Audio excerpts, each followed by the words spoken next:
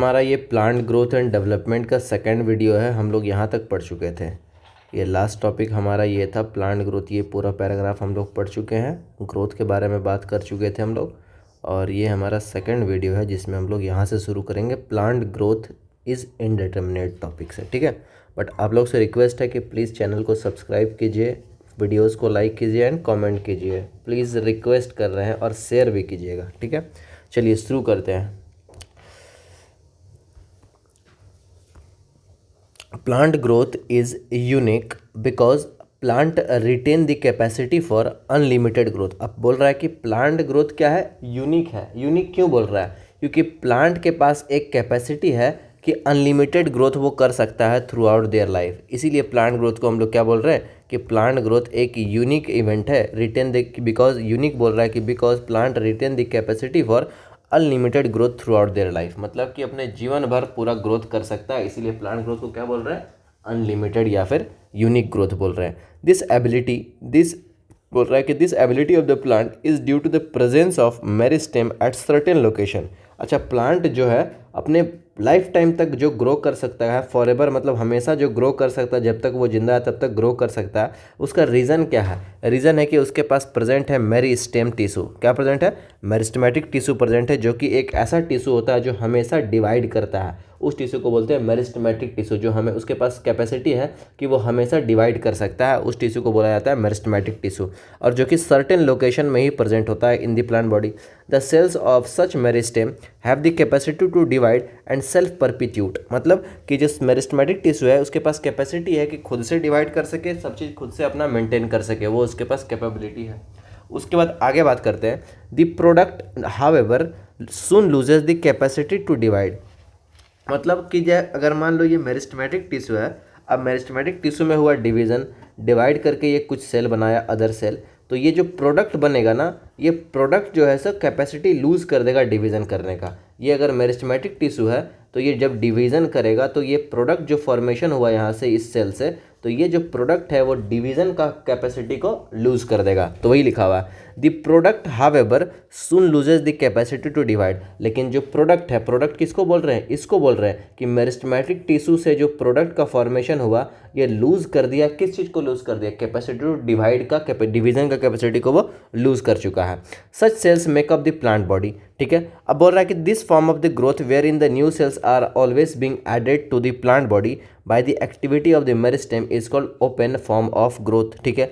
मतलब कि एक ऐसा ग्रोथ जहाँ पे हमेशा डिवीजन होते रहेगा उसको हम लोग ओपन फॉर्म ऑफ ग्रोथ बोलेंगे। क्या बोलेंगे? उसको ओपन ग्रोथ बोलेंगे। जैसे कि हम लोग एनाटॉमी में पढ़े थे, open conjoint vascular bundle, closed conjoint. तो ओपन वहाँ पे टर्म क्यों यूज़ कर रहे थे? क्योंकि वो फर्दर डिवीजन कर सकता था, इसीलिए वहाँ पे हम लोग वहाँ पे ओपन यूज़ कर रहे थे। तो इसीलिए प्लांट के लिए हम लोग ये जनरली यूज़ करते हैं ओपन वास्कुलर बंडल है। तो मतलब कि बोल रहा है कि प्लांट का जो ग्रोथ है वो जनरली ओपन बोल रहे हैं, मतलब कि हमेशा अनलिमिटेड टाइम तक ग्रोथ कर सकता है, ठीक है। ग्रोथ बोल रहा है what would happen if the meristem ceases to divide. अब बोल रहा है कि अगर मेरिस्टेम डिवाइड नहीं करेगा तो फिर क्या होगा? तो मेरिस्टेम अगर डिवाइड नहीं करेगा तो वो परमानेंट सेल में कन्वर्ट हो जाएगा ना। Does this ever happen? होता ही है। In the earlier classes you have studied about the root apical meristem and the shoot apical meristem. You know that they are responsible for the primary growth of the plant and principally contribute to the elongation of the plant along their axis। अब देखो यहाँ से ये important शुरू हो रहा है। यहाँ से बोल रहा है कि द रूट एपिकल मेरिस्टेम, दो तरह का मेरिस्टेम है, root apical meristem and shoot apical meristem. वो कर क्या रहा है? वो जो है वो प्राइमरी ग्रोथ करवा रहा है। किसमें? प्लांट बॉडी में क्या कर रहा है? प्राइमरी ग्रोथ का फॉर्मेशन, प्राइमरी ग्रोथ करवा रहा है। And principally contribute to the elongation of the plant along with their axes. मतलब कि जो एपिकल मेरिस्टेम है, shoot apical meristem and root apical meristem, वो जनरली कर रहा है प्राइमरी ग्रोथ करवा रहा है प्लांट में, और एलोंगेशन करवा रहा है, मतलब कि ऊपर और नीचे से एलोंगेट कर रहा है, इस प्लांट के लेंथ को बढ़ा रहा है। कौन बढ़ा रहा है? Root apical meristem and shoot apical meristem, ठीक है। You also know that in a dicotyledonous plant and gymnosperm the lateral meristem, vascular cambium and cork cambium appear later in the life. these are the meristem that causes the increase in the girth। अच्छा, मतलब जो चौड़ाई बढ़ता है वो plant का कैसे बढ़ता है? एक पेड़ का चौड़ाई कैसे बढ़ता है? वो बढ़ता है वैस्कुलर कैम्बियम के कारण एंड कॉर कैम्बियम के कारण। किसके कारण बढ़ रहा है? जो प्लांट का जो डायमीटर बढ़ रहा है वो किसके कारण बढ़ रहा है? वैस्कुलर कैम्बियम के कारण एंड कॉर कैम्बियम के कारण प्लांट का जो लेंथ बढ़ रहा है वो किसके कारण बढ़ रहा है, सूट एपिकल मेरिस्टेम के कारण और रूट एपिकल मेरिस्टेम के कारण जो है सो प्लांट का लेंथ बढ़ रहा है। ठीक है, आगे बात किया जाए, these are the meristem that causes the increase in the girth, मतलब कि vascular cambium and cork cambium क्या कर रहा है, इंक्रीज कर रहा है गर्थ, गर्थ का मतलब चौड़ाई बढ़ा रहा है of the organ in which they are active, this is known as secondary growth, और उसी को हम लोग सेकेंडरी ग्रोथ बोल देते हैं। ठीक है, सेकेंडरी ग्रोथ का मतलब क्या, सेकेंडरी ग्रोथ का मतलब कि अगर आप गर्थ में इंक्रीज कर रहे हैं तो उस ग्रोथ को बोल दिया जा रहा है सेकेंडरी ग्रोथ। प्राइमरी ग्रोथ का मतलब कि अगर आप लेंथ में इंक्रीज कर रहे हैं उसको बोल रहे हैं प्राइमरी ग्रोथ। ठीक है, आगे बात करते हैं। अब यहाँ पे एक डायग्राम दिया हुआ है, ये डायग्राम में क्या बोलना चाह रहा है कि जो ऊपर है, ऊपर वाले को बोल रहे हैं सूट एपिकल मेरिस्टेम, और इसी मेरिस्टेम से जो है सो पूरा सूट का डेवलपमेंट होगा। फिर यहाँ पे साइड में लिखा वैस्कुलर कैम्बियम, वैस्कुलर कैम्बियम जो है ना ये चौड़ाई को बढ़ाएगा, इसको चौड़ाई करेगा ये वैस्कुलर कैम्बियम। फिर नीचे लिखा ये रूट वाला पार्ट है, तो रूट में यहाँ रूट के सबसे टिप पे प्रेजेंट रहेगा रूट एपिकल मेरिस्टेम, जो रूट को बढ़ाएगा, रूट का डेवलपमेंट करेगा। और साइड में यहाँ पे प्रेजेंट है वैस्कुलर कैम्बियम जो रूट के डायमीटर को बढ़ाएगा, रूट के गर्थ को बढ़ाएगा। ठीक है, आगे आते हैं, ग्रोथ इज मेजरेबल टॉपिक पे आते हैं। अब क्या ग्रोथ को हम लोग मेजर कर सकते हैं, तो जनरली ग्रोथ को तो हम लोग मेज़र कर सकते हैं, एक डिवाइस है जिसको बोलते हैं ऑक्सैनोमीटर, लेकिन ग्रोथ को तो हम लोग आँख से ऑब्जर्व करके भी मेजर कर सकते हैं, देख करके भी मेजर कर सकते हैं कि एक प्लांट अगर 10 दिन के बाद देखते तो दिखते कि वो थोड़ा सा ग्रो कर गया है, तो ऑब्जर्व करके भी कर सकते हैं, मेजर किया जा सकता है ग्रोथ को। आगे देखो क्या लिखा हुआ, growth at a cellular level is principally a consequence of increase in amount of protoplasm. अब बोल रहा है कि सेलुलर लेवल पे अगर बात करें कि अगर एक प्लांट के अंदर हम सेल के लेवल पे बात करें तो सेल में हमको ग्रोथ कैसे दिखेगा, उसका प्रोटोप्लाज्म जो इंक्रीज हो जाएगा, अंदर का मटेरियल बढ़ते जाएगा तो बोलेंगे इसका सेल में ग्रो हो रहा है, सेल ग्रोथ कर रहा है।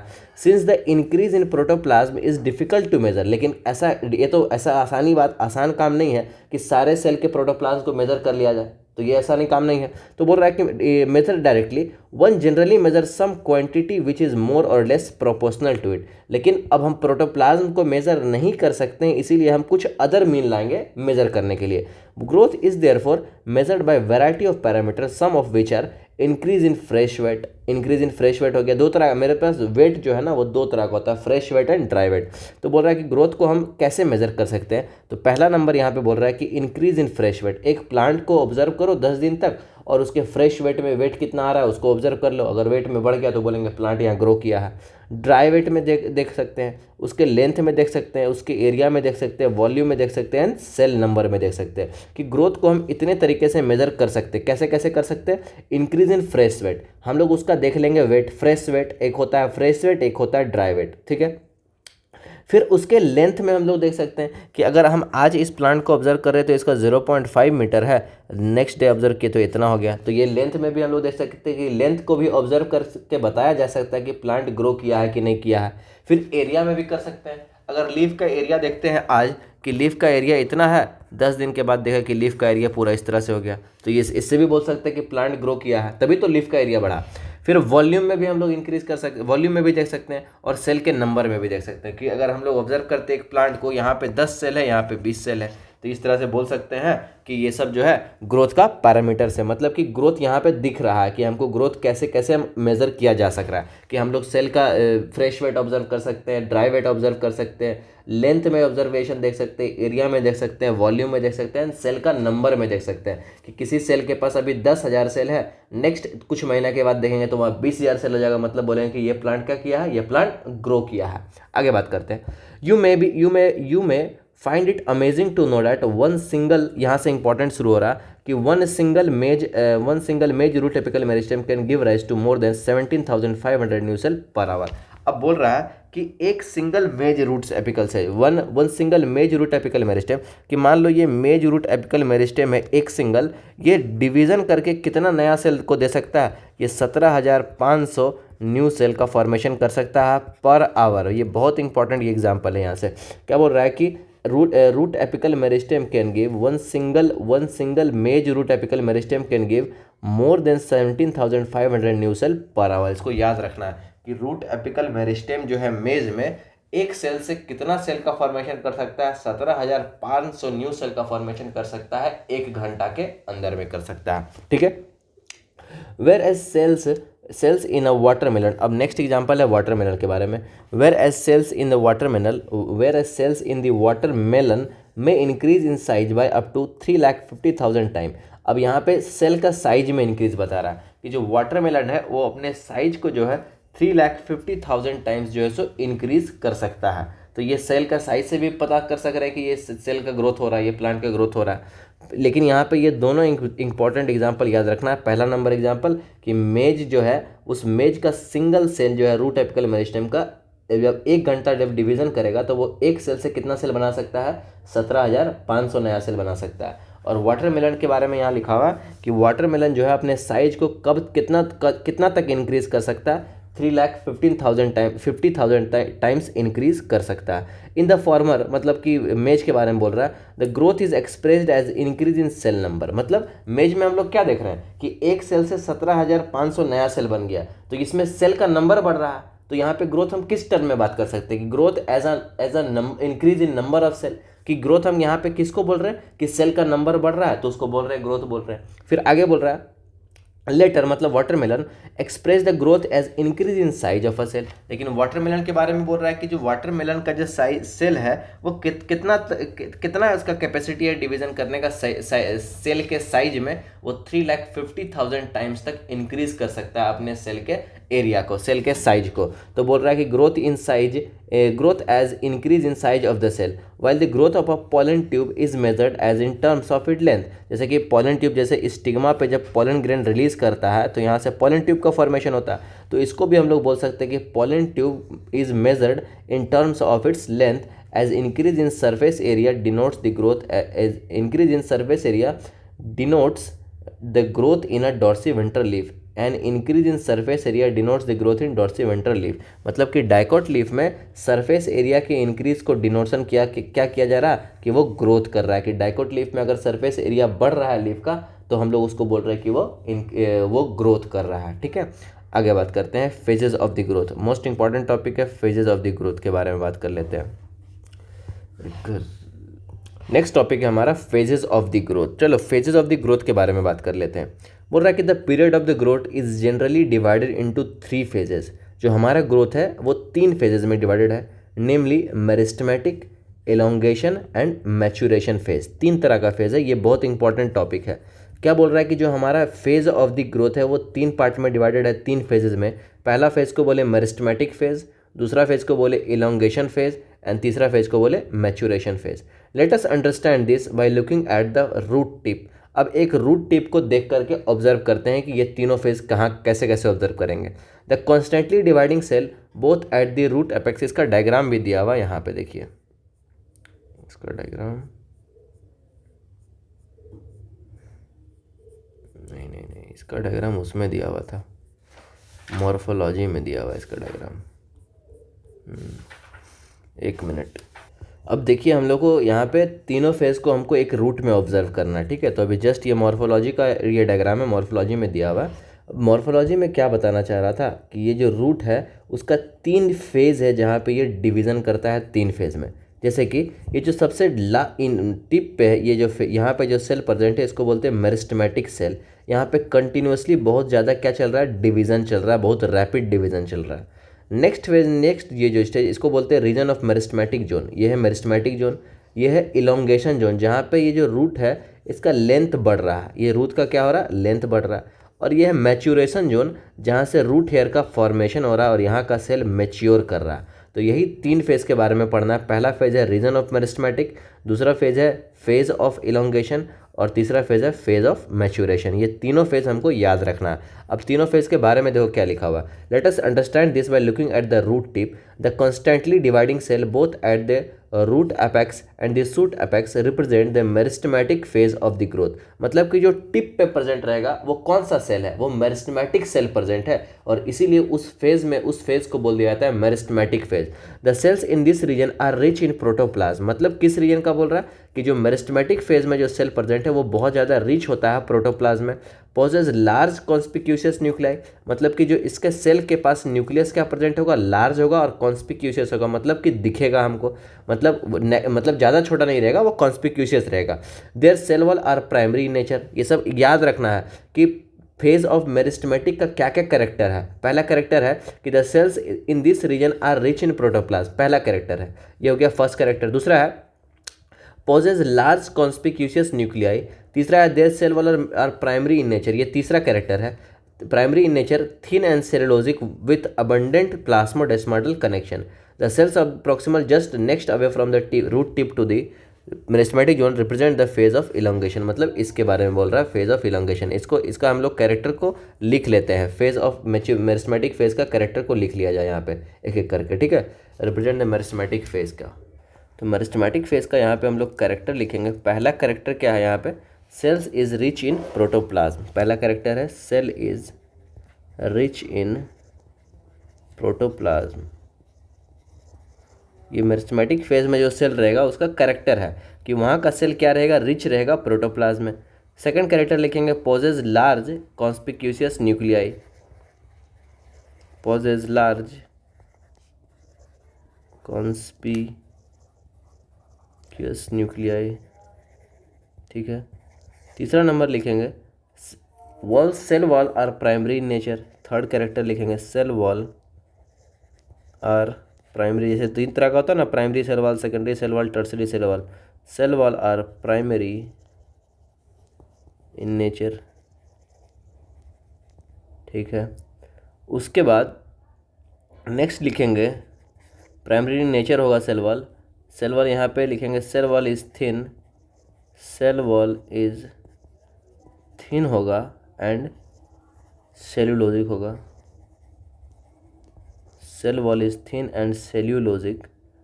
नेक्स्ट लिखेंगे हम लोग फिफ्थ नंबर में cell has abundant plasmodesmatal connection. Cell has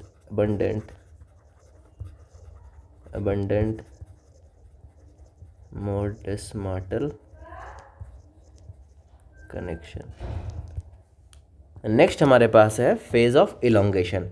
यहाँ तक देखो ये जो कैरेक्टर, ये किसका कैरेक्टर है, ये कैरेक्टर है फेज ऑफ मैच्यूरेशन का, कि मैच्यूरेशन फेज में जो सेल प्रेजेंट रहेगा उसका क्या क्या कैरेक्टर है। तो उसका पहला कैरेक्टर बोले कि cell is rich in protoplasm, कि वहाँ पे जो सेल प्रेजेंट होगा उसका प्रोटोप्लाज्म बहुत ज़्यादा होगा। पोजेस लार्ज कॉन्स्पिक्यूशियस न्यूक्लियाई, वहाँ पे large and conspicuous nuclei present होगा। यहाँ पे सेल वॉल कैसा है, प्राइमरी इन नेचर है। सेल वॉल कैसा है यहाँ पे, प्राइमरी इन नेचर है। Cell wall is thin and cellulosic है, यहाँ पे थिन है और सेलुलोजिक है। Cell has a abundant plasmodesmatal connection. ये याद रखना कि मेरिस्टेमेटिक फेज में जो सेल रहेगा उसका क्या क्या कैरेक्टर है, वो 5 कैरेक्टर है। पहला कैरेक्टर क्या है, सेल यहाँ पे प्राइमरी इन नेचर है। सेल वॉल यहाँ पे जो प्रेजेंट है रिच प्रोटोप्लाज्म में है सेल के पास। फिर बोल रहा है कि यहाँ पे सेल इज थिन है और सेलुलोजिक है, सेल के पास अबंडेंट प्लास्मोडेस्माटल कनेक्शन प्रेजेंट है। तो ये सब याद रखना है। नेक्स्ट पेज होता है हमारा phase of elongation. Phase of elongation increase, बोल रहा है कि increased vacuolation, cell enlargement and new cell wall deposition are the characteristic of cell in this phase. तो नेक्स्ट लिखेंगे characteristic of phase of elongation. Next लिखेंगे characters of phase of elongation. Characters of phase of elongation, characters of phase of elongation. उसमें पहला character क्या लिखा, first character लिखा कि वहाँ पे जो है ना उस सेल के अंदर वैक्यूल का फॉर्मेशन होने लगेगा और वैक्यूल ज़्यादा प्रेजेंट रहेगा। तो यहाँ पे लिखेंगे इंक्रीज्ड वैक्यूलेशन। इंक्रीज्ड वैक्यूलेशन ये सब एग्जाम में डायरेक्ट पूछा जाता है। कैरेक्टर क्या है फेज ऑफ इलोंगेशन का, फेज ऑफ मैच्यूरेशन का, इंक्रीज्ड वैक्यूलेशन। दूसरा नंबर है सेल इनलार्जमेंट हो जाएगा and new cell wall deposition हो जाएगा। सेल इनलार्जमेंट सेल का इनलार्जमेंट हो जाएगा। तीसरा नंबर कैरेक्टर है न्यू सेल वॉल का डिपोजिशन हो जाएगा। New cell wall deposition, new cell wall deposition, ठीक है। यहाँ तक न्यू सेल वॉल डिपोजिशन। ये कैरेक्टर किसका हुआ, एलोंगेशन फेज का। क्या क्या कैरेक्टर है, पहला कैरेक्टर है इंक्रीज्ड वैक्यूलेशन, मतलब कि इस फेज में जो सेल रहेगा उस फेज का जो सेल का कैरेक्टर कैसा रहेगा, उस फेज का जो सेल रहेगा वहाँ पे वैक्यूल क्या प्रेजेंट रहेगा, ज़्यादा प्रेजेंट रहेगा। सेल जो है इनलार्ज रहेगा, सेल बड़ा रहेगा वहाँ पे, और न्यू सेल वॉल का डिपोजिशन हो जाएगा, मतलब कि बाहर में एक नया सेल वॉल सबके बाहर में लग जाएगा। तो ये सब कैरेक्टर किसका है, फेज ऑफ इलोंगेशन का। फिर आगे देखते हैं क्या लिखा हुआ, the further away from the apex, मतलब और हम ऊपर जाए, जब और ऊपर गए तो और ऊपर हमको दिखा एक और फेज, उस फेज को बोले मैच्यूरेशन फेज। क्या बोले उसको, maturation phase. Further away from the apex that is more proximal to the phase of elongation lies the portion of the axis which is undergoing the phase of maturation. The cells of this zone attain their maximal size in terms of wall thickening and protoplasmic modification. Most of this tissue and the cell type you have studied in earlier classes represent this phase. अब देखो यहाँ पे हमको इसका phase का जो है ना जनरली, अच्छा एग्जाम मॉर्फोलॉजी में क्या पढ़ना था कि मैच्यूरेशन फेज में क्या प्रेजेंट होता है, रूट हेयर्स प्रेजेंट होता है मैच्यूरेशन फेज में, ठीक है। लेकिन यहाँ पे कैरेक्टर लिखेंगे हम लोग, further away from the apex that is the proximal to the phase of elongation lies the portion of the axis which is undergoing phase of maturation. मतलब कि यहाँ का जो सेल है वो अंडरगो कर रहा है मैच्यूरेशन फेज, मैच्योर हो रहा है। Cells of this zone attain their maximal size, मतलब कि अपने साइज सबसे ज़्यादा मैक्सिमम साइज में हो गया है, एंड वॉल थिकनिंग, और उसका जो वॉल भी कैसा है, वॉल भी यहाँ पे पूरा थिक हो चुका है, ठीक है। ये इस फेज का बोल रहे हैं मैच्यूरेशन फेज का। एंड प्रोटोप्लाज्मिक मॉडिफिकेशन, प्रोटोप्लाज्म में भी यहाँ पे क्या हो चुका है, मॉडिफिकेशन हो चुका है। Most of the tissue and the cell types you have studied in the earlier classes. तो इसका हम लोग कैरेक्टर लिखेंगे, phase of maturation, characters of phase of maturation. यहाँ पे लिखिए characters of phase of maturation, character of phase of maturation. Character of phase of maturation में हम लोग पहला कैरेक्टर यहाँ पे लिख देंगे कि फर्स्ट कैरेक्टर यहाँ पे लिख दिया जाएगा कि देखो phase of maturation cells of this zone attain their maximal size. First character लिखेंगे cell attain their maximal size, cells attain their maximal size, attain कर लेगा यहाँ का cell, cells attain their maximum size, maximum size attain कर लेगा वहाँ का cell. दूसरा नंबर क्या है कि maximum size in terms of the wall thickening है प्रोटोप्लाज्म, प्रोटोप्लाज्म का मॉडिफिकेशन हो जाएगा, प्रोटोप्लाज्मिक मॉडिफिकेशन, प्रोटोप्लाज्मिक मॉडिफिकेशन हो जाएगा। Cells attain their maximal size किस टर्म में बोला, in terms of wall thickening, wall के थिकनिंग के टर्म्स में सेल अपने साइज का मैक्सिमम में आ चुका है। तो ये सब फेज, ये किसका कैरेक्टर है, फेज ऑफ मैच्यूरेशन का। ये तीन कैरेक्टर हम लोग लिखें। पहला कैरेक्टर लिखें फेज ऑफ मेरिस्टेमेटिक का क्या कैरेक्टर है कि सेल यहाँ पे जो प्रेजेंट होगा वो उसके पास क्या प्रेजेंट होगा, बहुत सारा प्रोटोप्लाज्म प्रेजेंट होगा। दूसरा फेज है कि यहाँ पे जो सेल प्रेजेंट होगा उसका लार्ज एंड कॉन्स्पिक्यूशियस न्यूक्लियाई होगा। सेल वन यहाँ पे प्राइमरी इन नेचर होगा और सेल यहाँ पे थिन और सेलुलोजिक होगा, कहाँ पे, मेरिस्टेमेटिक फेज में। और यहाँ पे सेल हैज़ अबंडेंट प्लाज्मोडेस्माटल कनेक्शन, किस फेज में, मेरिस्टेमेटिक फेज में। इसके ऊपर आता है हमारे पास, देखो ये जो फेज है ये है मेरिस्टेमेटिक फेज, ये है इलोंगेशन फेज और ये है मैच्यूरेशन फेज। तो तीन तरह का फेज प्रेजेंट है हमारे पास, meristematic phase, elongation phase and maturation phase. तो इलोंगेशन फेज में क्या क्या हुआ, इलोंगेशन फेज में यहाँ पे इंक्रीज्ड वैक्यूलेशन हुआ, मतलब कि जो सेल प्रेजेंट होगा वहाँ पे वैक्यूल का फॉर्मेशन होने लगेगा, सेल यहाँ पे इनलार्ज करने लगेगा और न्यू सेल वॉल का डिपोजिशन होने लगेगा। कहाँ पे, जब सेल एक इलोंगेशन फेज में रहेगा। जब सेल एक मैच्यूरेशन फेज में चला जाएगा तो यहाँ पे जो सेल है अटेन कर लेगा अपना मैक्सिमम साइज को, किस टर्म में, इन टर्म्स ऑफ वॉल के थिकनिंग में। मतलब कि जो बाहर का वॉल है उसका वॉल का थिकनिंग सबसे ज़्यादा मैक्सिमम हो जाएगा, कब, जब सेल एक मैच्यूरेशन फेज में है। दूसरा नंबर कि वहाँ पे जो सेल है उसका प्रोटोप्लाज्म में क्या हो जाएगा, मॉडिफिकेशन हो जाएगा प्रोटोप्लाज्म में। आगे बात कर लेते हैं ग्रोथ रेट्स के बारे में। दो तरह का ग्रोथ होता है, geometric growth and arithmetic growth. तो एक एक करके हम लोग दोनों ग्रोथ को देखेंगे, आगे देख लेते हैं। यहाँ पर आते हैं हम लोग पहले, the increased growth per unit time is termed as growth. Growth किसको बोल रहे हैं, ग्रोथ रेट, कि ग्रोथ एक कुछ समय जब हम ऑब्जर्व कर रहे हैं पर यूनिट टाइम में कितना ग्रोथ हुआ उसको क्या बोले, ग्रोथ रेट बोले। रेट तो वही होता है ना, ग्रोथ रेट उसको बोल दिए। Thus the rate of growth can be expressed mathematically, an organism or part of the organism can produce more cells in a variety of a way.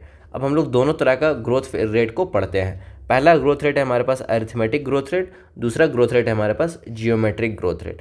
अब यहाँ पे देखो जाइगोट का यहाँ पे डिवीजन हुआ, यहाँ पे जाइगोट का सेल इंक्रीज किया, geometric phase of the cell division यहाँ पे चला, तो सेल एप कैपेबल टू डिवाइड है, cell that lose the capacity divide, ये हो गया अरिथमेटिक फेज। अभी हम लोग एक एक करके देख लेते हैं। देखो यहाँ पे ये डायग्राम में भी क्या बताना चाह रहा कि जैसे कि दो सेल होता है, वो एक सेल बनाता है परमानेंट बन जाए, दो सेल जैसे कि दो सेल में कन्वर्ट हुआ, एक सेल परमानेंट में कन्वर्ट हो गया, एक सेल मेरिस्टेमेटिक ही रहा। फर्दर ये डिवाइड किया तो ये दो सेल में कन्वर्ट हुआ, जिसमें से फिर से दो सेल मेरिस्टेमेटिक, एक सेल मेरिस्टेमेटिक रहा और दो सेल परमानेंट में कन्वर्ट हो गया, मतलब कि यहाँ से आधा सेल परमानेंट में बढ़ते जा रहा है और एक ही सेल जो बन रहा है वो डिवाइडिंग। लेकिन यहाँ पे क्या है ज्योमेट्रिक में कि ये दो सेल में डिवाइड हुआ और दोनों कैसा बना, दोनों डिवाइडिंग सेल ही बना, मतलब दोनों फिर से डिवाइड कर सकता है। यहाँ पे भी सारा सेल डिवाइड कर सकता है फिर से, और इस तरह से यहाँ पे बहुत सारा डिवीजन हो जाता है किसमें, जियोमेट्रिक ग्रोथ रेट में। और अरिथमेटिक ग्रोथ रेट में क्या होता है कि ये एक सेल है, ये डिवाइड किया दो सेल में, जिसमें से एक सेल परमानेंट में कन्वर्ट हो गया और एक सेल फर्दर डिवाइड किया। जब एक सेल फर्दर डिवाइड किया तो ये सेल फिर से एक परमानेंट में कन्वर्ट हो गया, ये सेल फिर से डिवाइडिंग रह गया, फिर से ये सेल परमानेंट में एक डिवाइड हो जाएगा और एक डिवाइडिंग सेल रहेगा। तो इसको बोलते हैं जियोमेट्रिक फेज। अर्थमेटिक फेज किसको बोलते हैं, ये एक सेल है, ये एक सेल दो सेल में कन्वर्ट हुआ, दोनों डिवाइडिंग इन नेचर है, दोनों डिवाइड कर सकता है। ये फिर चार सेल में कन्वर्ट हुआ, ये भी डिवाइड कर सकता है, ये भी डिवाइड कर सकता है। तो इसको हम लोग बोले geometric phase, geometric growth rate. क्या बोले इसको, जियोमेट्रिक ग्रोथ रेट। आगे बुक के हिसाब से देखते हैं बुक में क्या लिखा हुआ है। बुक में लिखा हुआ कि the growth rate shows an increase that may be arithmetic or geometric growth rate हो सकता है। ये फिगर तो दिया हुआ। In arithmetic growth the following mitotic cell division only one daughter cell continues to divide. क्या लिखा, सिर्फ एक ही कंटिन्यू टू डिवाइड करेगा। जैसे मान लो ये एक सेल था, ये सेल दो सेल में डिवाइड हुआ, एक सेल इधर एक सेल इधर, जिसमें से एक सेल जो है ना वो परमानेंट सेल बन गया और एक सेल जो बचा वो कंटिन्यू टू डिवाइड करेगा, ये फिर से दो सेल बनाएगा और जिसमें से एक फिर से परमानेंट बन जाएगा, एक फिर से अभी बच गया। तो इसको बोल रहे हैं अर्थमेटिक ग्रोथ रेट। अब अर्थमेटिक ग्रोथ रेट में हो क्या रहा है, अर्थमेटिक ग्रोथ रेट में following mitotic cell division only one daughter cell continue to divide. देखो यहाँ पे सिर्फ यही डिवाइड कर रहा है, यहाँ पे सिर्फ यही दो में डिवाइड करेगा, फिर से ये परमानेंट बन जाएगा, एक फिर से डिवाइड करेगा। तो बोल रहा है कि only one daughter cell continue to divide while the other differentiate and mature. लेकिन जो अदर है दूसरा वाला क्या हो जा रहा है, डिफरेंशिएट करके मैच्योर सेल में कन्वर्ट हो जा रहा है। एक्सेम्प्लीफाइड बाय अ रूट इलोंगेशन। अब याद रखना है अर्थमेटिक ग्रोथ का एग्जाम्पल क्या है, अर्थमेटिक ग्रोथ का एग्जांपल है रूट इलोंगेशन। जो रूट का इलोंगेशन होता है वो किसका एग्जांपल है, अर्थमेटिक ग्रोथ का एग्जांपल है। The simplest expression of arithmetic growth is exemplified by root elongation at a constant rate. तो याद रखना कि अर्थमेटिक ग्रोथ का एग्जांपल लिख लेंगे हम लोग। अर्थमेटिक ग्रोथ का एग्जांपल है root elongation at a constant rate. Arithmetic growth का एग्जांपल लिख लेते हैं, अर्थमेटिक ग्रोथ का एग्जांपल क्या है, एग्जांपल अर्थमेटिक ग्रोथ का, रूट का elongation at constant rate. Root elongation at constant rate. Constant rate से रूट का क्या होना, इलोंगेशन होना, इसी को हम लोग बोलते हैं अर्थमेटिक ग्रोथ रेट। इसमें हो क्या रहा है, रूट का जो है कॉन्स्टेंटली एक कंटिन्यू मतलब कि एक फिक्स रेट से रूट का इलोंगेशन हो रहा है, इसी को बोल रहे हैं अर्थमेटिक ग्रोथ रेट।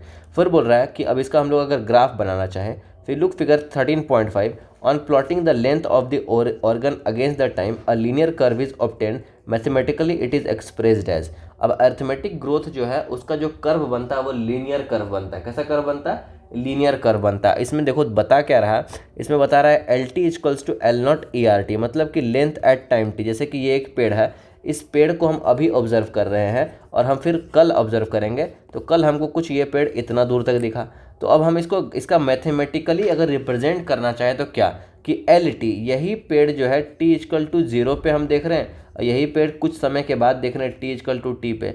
तो बोल रहा है एल टी की कुछ समय के बाद इसका लेंथ है L T equals to L naught. L naught का मतलब कि ये इनिशियल लेंथ एल नॉट और प्लस आर टी। तो ये इक्वेशन याद रखना है, ये जियोमेट्रिक अर्थमेटिक ग्रोथ का ये इक्वेशन है L T equals to L naught R T. यहाँ पे एल टी का मतलब क्या है, length at time T, L naught का मतलब क्या है, length at time 0, and R का मतलब क्या है, ग्रोथ रेट या फिर इलोंगेशन पर यूनिट टाइम। याद रखना ये पूरा इक्वेशन इंपॉर्टेंट है, एग्जाम में डायरेक्ट ये इक्वेशन से क्वेश्चन पूछा जाता है कि ये अर्थमेटिक ग्रोथ का इक्वेशन क्या है, L T equals to L naught R T. इसमें पूछेगा एल टी क्या डिनोट कर रहा है, एल टी डिनोट कर रहा है length at time T, L naught क्या बता रहा है, लेंथ एट टाइम 0, और आर क्या बता रहा है, आर बता रहा है ग्रोथ रेट को या फिर इलोंगेशन पर यूनिट टाइम की, एक पर यूनिट टाइम में कितना इलोंगेशन हुआ है उसी को बोल रहे हैं हम लोग आर।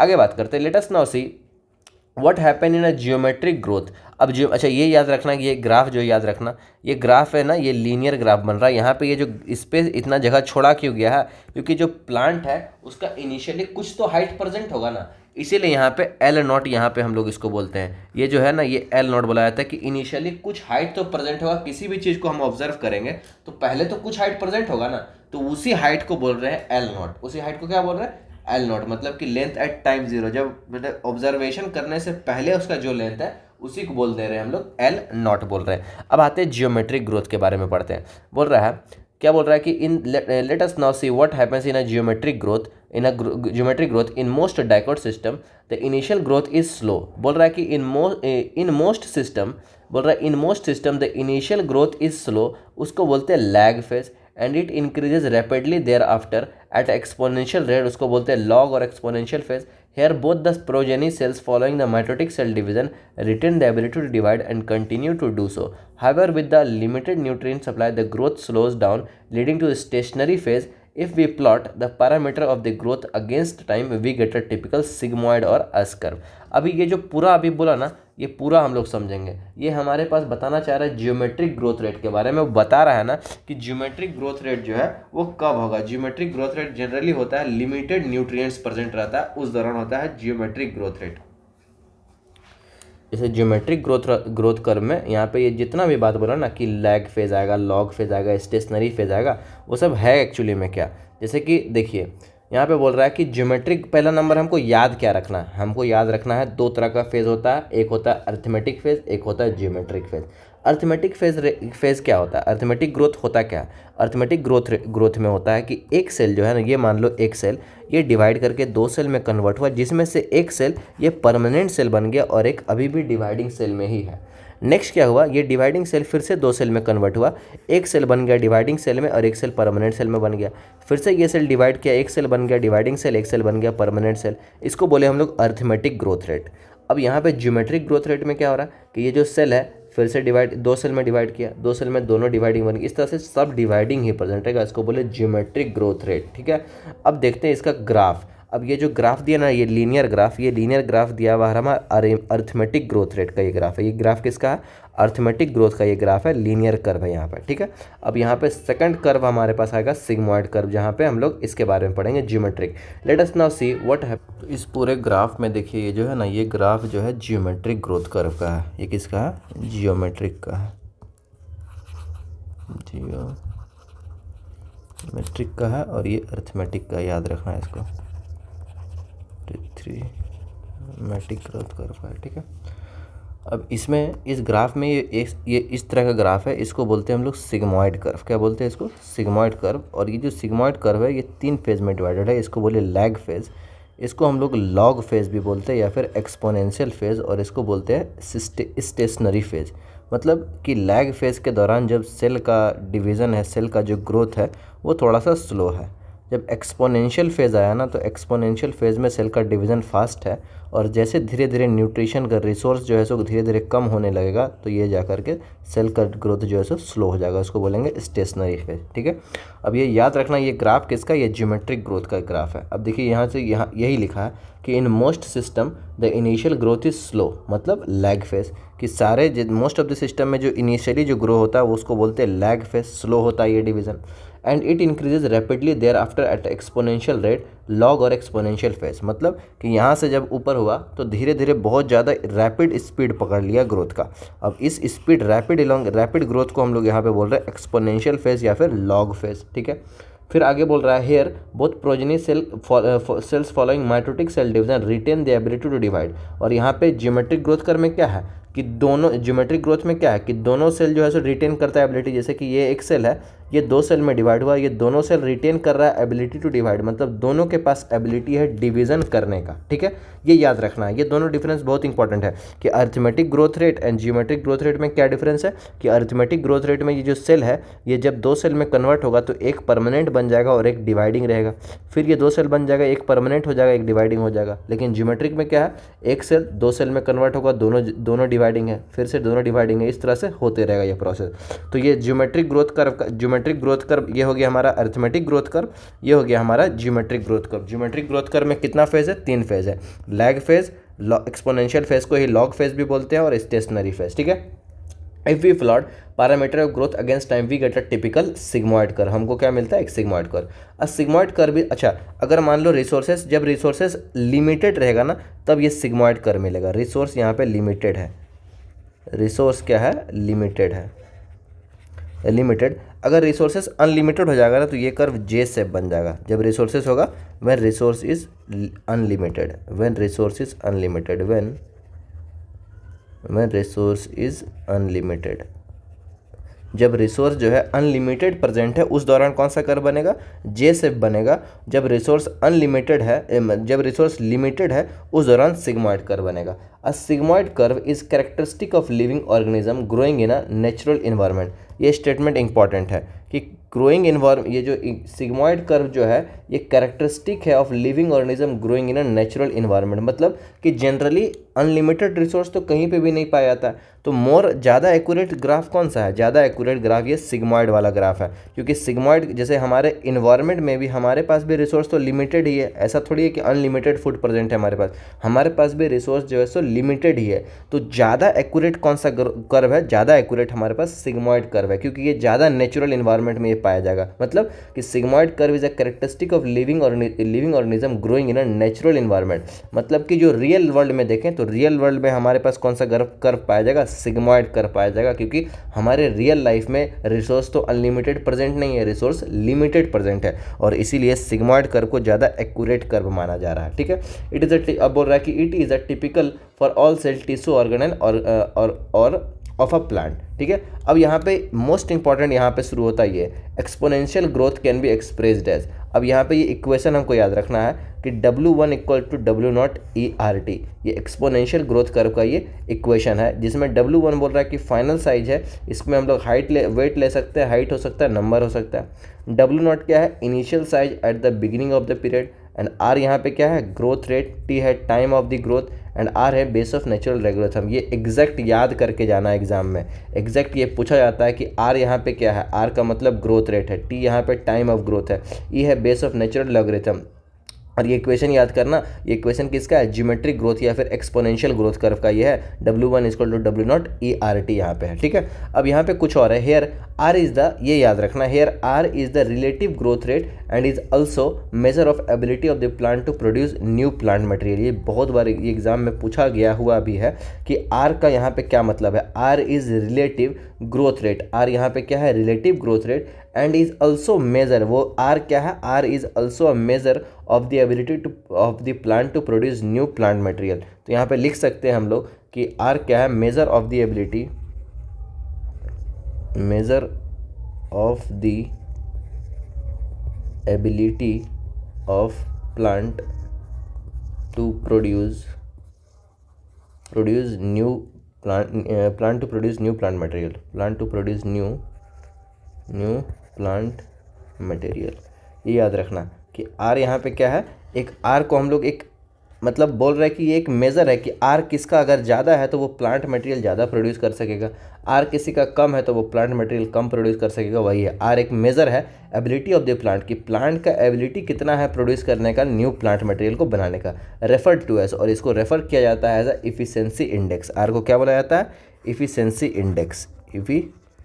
एग्ज़ाम में ये सब बहुत बार पूछा गया है, इफिशिएंसी इंडेक्स, ठीक है यहाँ तक।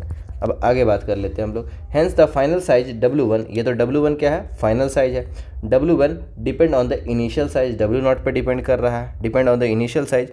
अब यहाँ पे कुछ और आ रहा है ग्रोथ की, quantitative comparison between growth of living tissue system can be also made in 2 ways, measurement and comparison of total growth per unit time is called absolute growth. मतलब कि एब्सोल्युटली अगर बात करें, दो तरह का हमारे पास ग्रोथ रेट हो गया, एक हो गया एब्सोल्यूट ग्रोथ रेट, एक हो जाता है रिलेटिव ग्रोथ रेट, ठीक है। तो यहाँ पे लिख रहा है कि quantitative comparison between growth of living system, कि दो सिस्टम को अगर हम कंपेयर करें, can be also made in 2 तरीके से किया जा सकता है। पहला तरीका है measurement and comparison of the total growth per unit time is called absolute growth rate, कि एक बार उसका एब्सोल्यूट ग्रोथ रेट को चेक करो और एक बार उसका रिलेटिव ग्रोथ रेट को चेक करो। सेकंड है the growth of the given system पर unit time express on a common basis, example per unit initial parameter is called relative growth rate. अब यहाँ पे दो ग्रोथ रेट हम लोग एक एग्जांपल यहाँ पे दिया हुआ है उससे समझेंगे। In figure 13.7 two leaves A and B are drawn that are different size but shows absolute increase in area in given time to give leaves A1 and B1. However, one of them show much higher relative growth rate. Which one is and why? अब इसमें से हमको ये इसमें और इसमें हमको बताना है कि इसका एब्सोल्यूट ग्रोथ कितना हुआ, इसका एब्सोल्यूट ग्रोथ कितना हुआ, इसका रिलेटिव ग्रोथ कितना हुआ, इसका रिलेटिव ग्रोथ कितना हुआ। ठीक है, तो हम लोग इसको यहाँ पे देखेंगे। यहाँ पे अगर देख सकते हैं अभी ये जो लीफ है, ये जो लीफ है अभी इस पॉइंट पे इस लीफ का जो एरिया दिया हुआ है 5 सेंटीमीटर स्क्वायर दिया हुआ। कितना दिया हुआ? 5 सेंटीमीटर। कुछ समय के बाद ये लीफ का जो एरिया है ये हो गया 10 सेंटीमीटर। तो डिफरेंस कितना का आया? डिफरेंस आया 5 का। तो उसको उस डिफरेंस को हम लोग बोलेंगे एब्सोल्युटली ग्रो कितना किया। तो एब्सोल्युटली इसमें जो ग्रोथ हुआ है वह 5 सेंटीमीटर स्क्वायर का ग्रोथ हुआ है और इसी ग्रोथ को बोलेंगे एब्सोल्यूट ग्रोथ। इसको क्या बोलेंगे? एब्सोल्यूट ग्रोथ हुआ यहाँ पे 5 सेंटीमीटर का। जब इस लीफ में देखें तो इस लीफ में इनिशियली ये भी 50 सेंटीमीटर स्क्वायर पे है और कुछ समय के बाद ये लीफ का भी सरफेस एरिया बढ़ गया, डेट इज़ 55 हो गया। तो इसका भी एब्सोल्यूट ग्रोथ कितना हो गया? ये भी 5 सेंटीमीटर का ही हुआ। लेकिन रिलेटिव अगर बात करें, रिलेटिव ग्रोथ रेट इसमें और इस लीफ में कितना हुआ? तो इस लीफ में अगर बात करें रिलेटिव ग्रोथ रेट ए में, तो ए के लिए हम लोग करते हैं एब्सोल्यूट ग्रोथ रेट। जैसे कि रिलेटिव ग्रोथ रेट हम लोग को निकालना है यहाँ पे, तो रिलेटिव ग्रोथ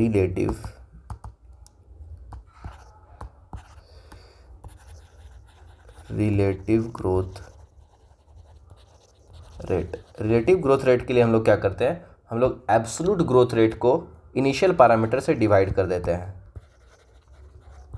एब्सोल्यूट ग्रोथ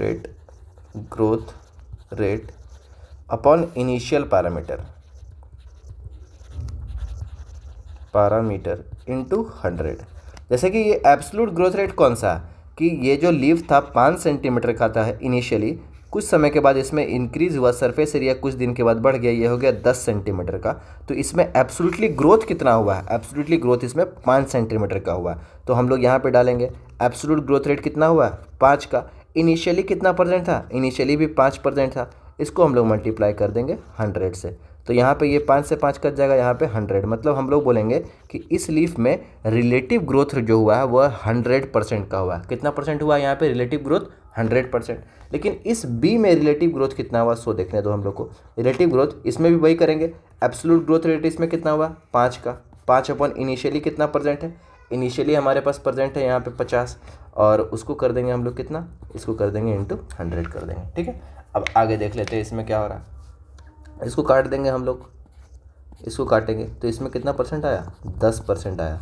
मतलब इसमें रिलेटिव ग्रोथ हमको कम आ रहा है लेकिन इसमें रिलेटिव ग्रोथ ज़्यादा आ रहा है। तो यहाँ पे एक क्वेश्चन भी पूछा गया कि both the leaves A and B have increase their area by 5 centimetre in a given time to produce A dash and B. यहाँ पे क्वेश्चन पूछ रहा है कि however one of them so much higher relative growth rate. मतलब relative growth rate किसका ज़्यादा है? इसको बोल दो ए लीफ, इसको बोल दो बी लीफ। ए और बी में से रिलेटिव ग्रोथ किसका ज़्यादा आया? देखो यहाँ पे 100% का ग्रोथ रेट आया है, यहाँ पे 10% का ग्रोथ रेट आया। तो आंसर यहाँ पे क्या हो जाएगा? यहाँ पे आ जाएगा ग्रोथ रेट ए का हो जाएगा, ए का हो जाएगा रिलेटिव ग्रोथ रेट ज़्यादा। अब विच वन एंड वाई, तो यहाँ पे हम लोग को कैलकुलेट करके देख ही लिए यहाँ पे। ठीक है, यहाँ 10% आ रहा है और यहाँ पे 100% आ रहा है रिलेटिव ग्रोथ। लेकिन एब्सोल्यूट ग्रोथ तो दोनों में सेम आ रहा है, यहाँ भी 5 आ रहा है, यहाँ भी 5 आ रहा है। लेकिन रिलेटिव ग्रोथ दोनों में अलग आ रहा है। यहाँ पे रिलेटिव ग्रोथ 10% का आ रहा है और यहाँ पे रिलेटिव ग्रोथ 100% का आ रहा है। ठीक है, याद रखना, एग्जाम में ये पूछा जाता है। आगे बात करते हैं कंडीशन फॉर ग्रोथ। अब ग्रोथ कराने के लिए क्या क्या कंडीशन हो सकता है? Why do you not try to write down what you think. अच्छा, एक बार इसको रिकैप कर लिया जाए कि हम लोग अभी तक क्या क्या पढ़े हैं। ठीक है, एक बार शुरू से रिकैप कर लेते हैं, एक बार रिवाइज कर लेते हैं, तब जाके थोड़ा सा हम लोग आगे बढ़ेंगे। हम लोग पढ़ चुके हैं, यहाँ से आज हम लोग शुरू किए थे ना ग्रोथ रेट है ना, यहाँ से हम लोग शुरू किए थे आज। प्लांट ग्रोथ इज इनडिटर्मिनेट से शुरू किए थे कि प्लांट ग्रोथ को के बारे में क्या बोल रहा है कि प्लांट ग्रोथ इनडिटर्मिनेट है। इनडिटर्मिनेट का मतलब अनलिमिटेड। अब प्लांट ग्रोथ इनडिटर्मिनेट क्यों है, रीज़न क्या है? क्योंकि प्लांट के पास एक टिश्यू प्रेजेंट है, उस टिश्यू का नाम है मेरिस्टेमेटिक टिश्यू। क्या नाम है उस टिश्यू का? Meristematic tissue. और मेरिस्टेमेटिक टिश्यू एक ऐसा टिश्यू होता है जो हमेशा डिवीजन करने का कैपेसिटी रखता है, ठीक है। और इसीलिए प्लांट ग्रोथ को बोल दिया जाता है कि ओपन फॉर्म ऑफ ग्रोथ है, क्योंकि हमेशा वो ग्रोथ कर सकता है, इसीलिए प्लांट ग्रोथ को क्या बोल दिया जाता है? Open form of growth. अब दो तरह का ग्रोथ होता है, एक होता है प्राइमरी ग्रोथ, एक होता है सेकेंडरी ग्रोथ।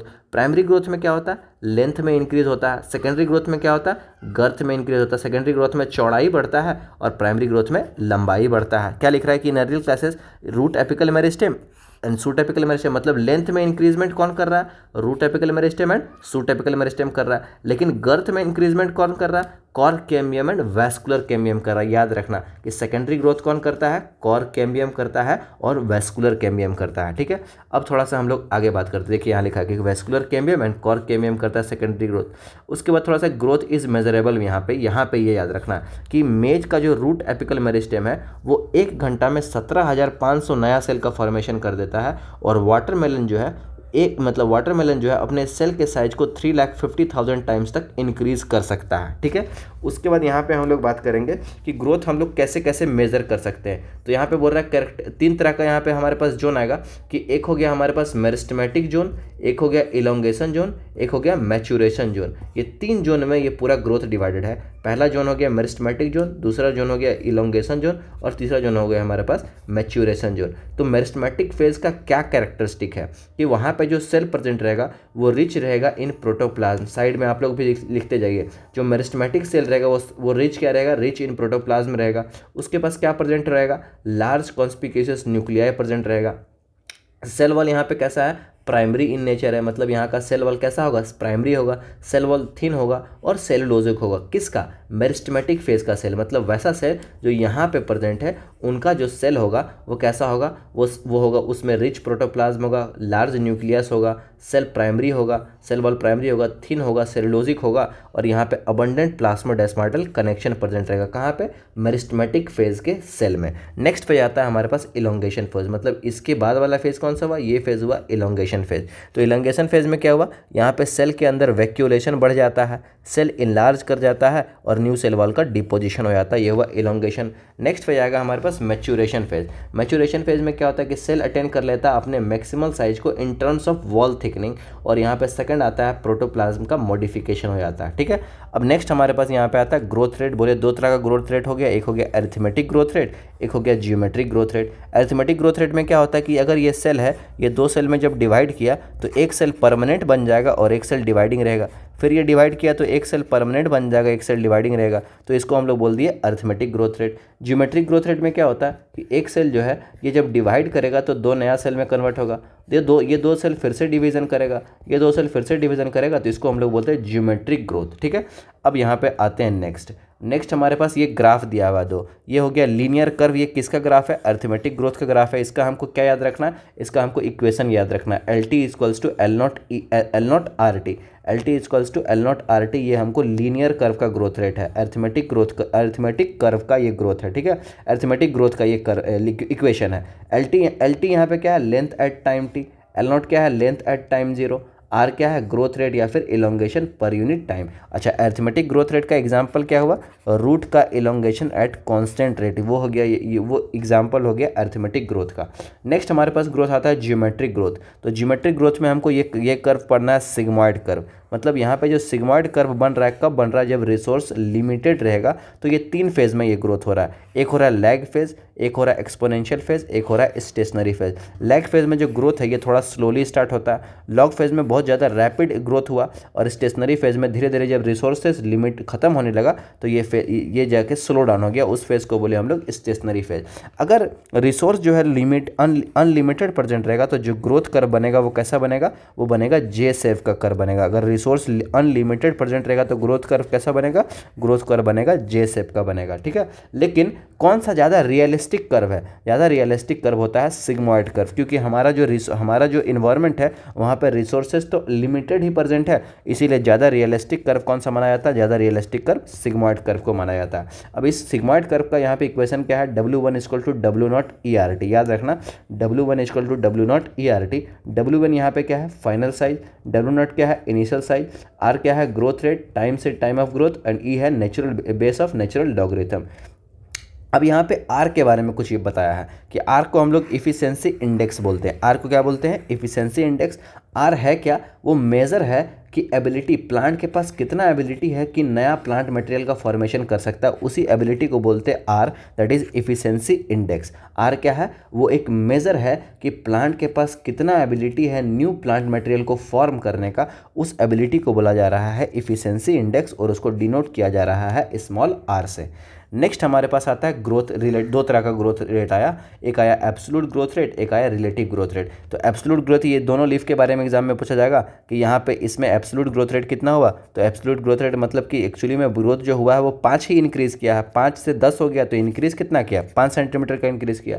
यहाँ पे 50 से 55 हो गया तो यहाँ पे इंक्रीज़ कितना किया, यहाँ भी 5 इंक्रीज़ किया। लेकिन रिलेटिव ग्रोथ रेट कितना हुआ, यहाँ पे रिलेटिव ग्रोथ रेट हुआ कि ऊपर absolute growth rate upon initial parameter कर देंगे तो यहाँ पे 100% का ग्रोथ रेट आया और यहाँ पे 10% का ग्रोथ रेट आया।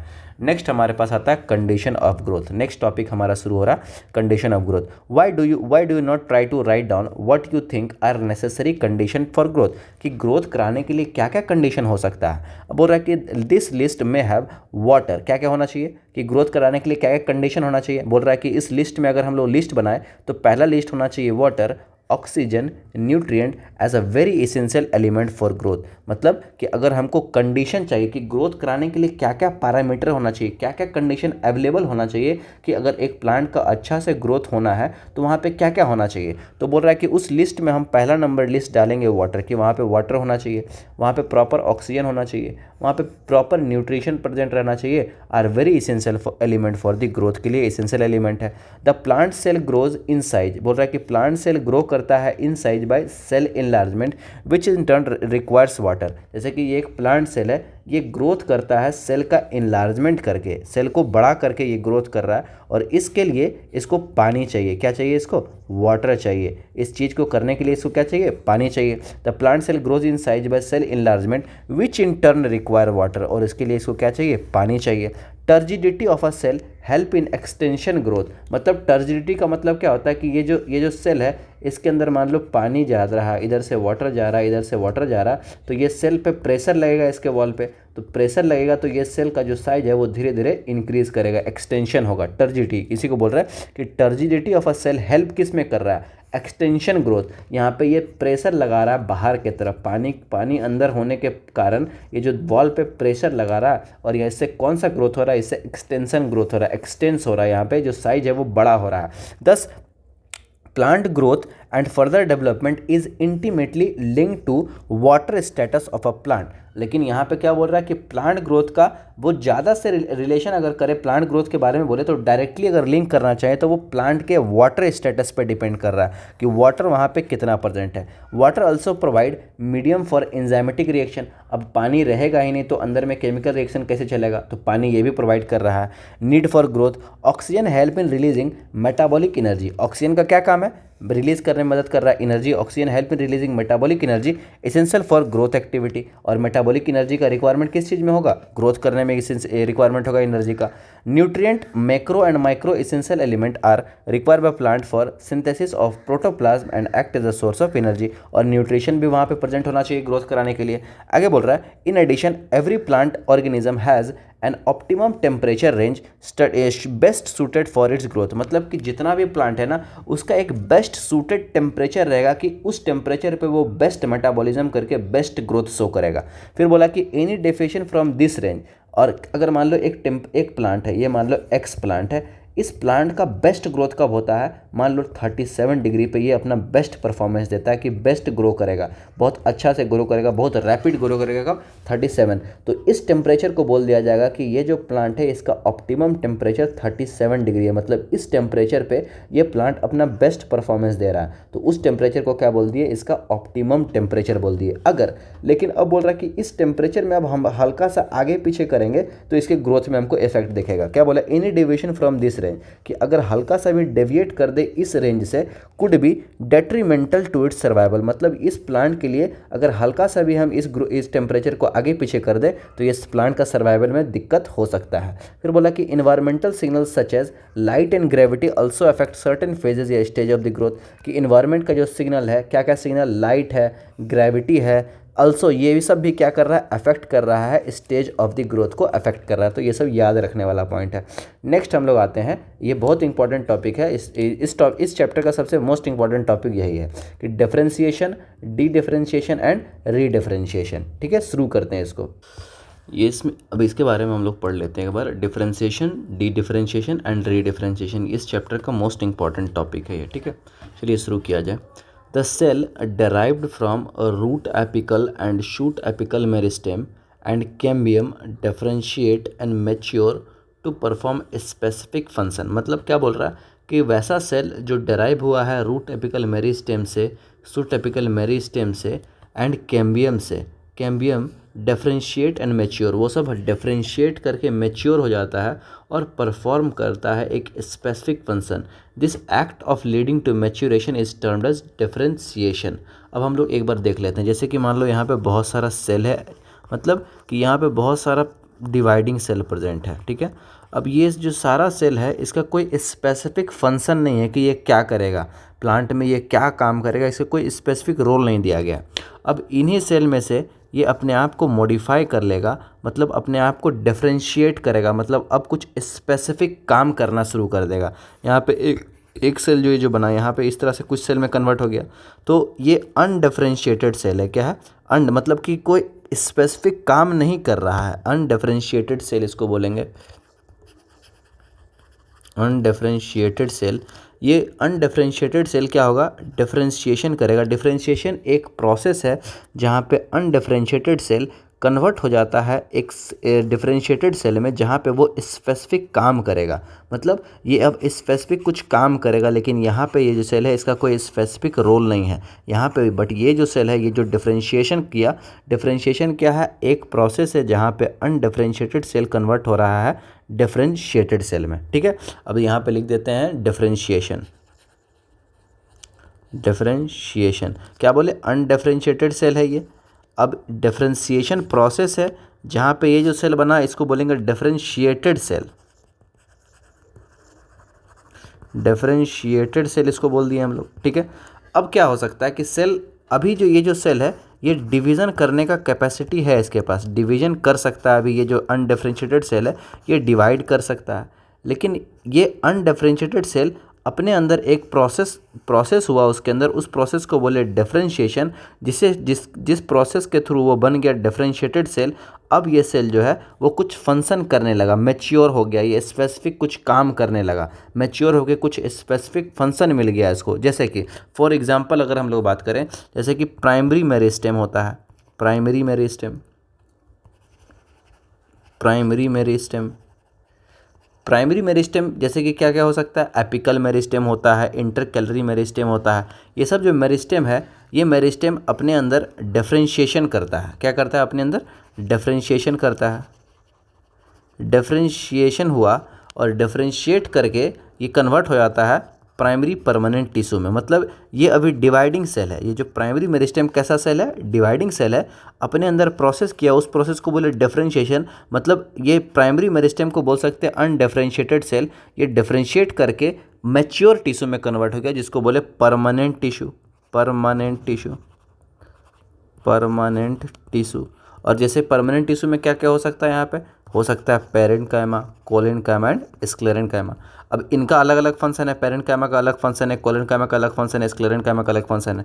मतलब ये जो प्राइमरी मेरिस्टेम है उसमें एक प्रोसेस हुआ, उस प्रोसेस को बोले डिफरेंशिएशन, जिससे वो कन्वर्ट हो गया है एक प्राइमरी टिश्यू में, और उस प्राइमरी टिश्यू को बोल सकते हैं प्राइमरी पेरेन्काइमा, कोलेनकाइमा, स्क्लेरेन्काइमा। ये जो प्राइमरी टिश्यू है, अब ये कुछ स्पेसिफिक काम कर रहा है, कुछ इसको स्पेसिफिक काम दे दिया गया, वो उस रोल को निभा रहा है। अब ये जो प्राइमरी परमानेंट, ये जो परमानेंट टिश्यू है, ये वापस से डिवाइडिंग सेल में कन्वर्ट हो सकता है। ये तो अभी परमानेंट टिश्यू में कन्वर्ट हो गया, ये डिवाइड नहीं कर रहा है, लेकिन इसमें अगर प्लांट को ज़रूरत पड़ा तो इस प्राइमरी टिश्यू को, प्राइमरी परमानेंट टिश्यू को वापस से कन्वर्ट किया जा सकता है डिवाइडिंग टिश्यू में, और उस प्रोसेस को बोलते हैं हम लोग रीडिफरेंशिएशन। मतलब कि एक बार डिफरेंशिएशन हुआ जहाँ पे अनडिफरेंशिएटेड सेल कन्वर्ट हुआ प्राइमरी परमानेंट टिश्यू में, और प्राइमरी परमानेंट टिश्यू में अब वापस से इसको हमको डिवाइडिंग सेल अगर बनाना है तो इसमें प्रोसेस होगा डी डिफरेंशिएशन। क्या होगा?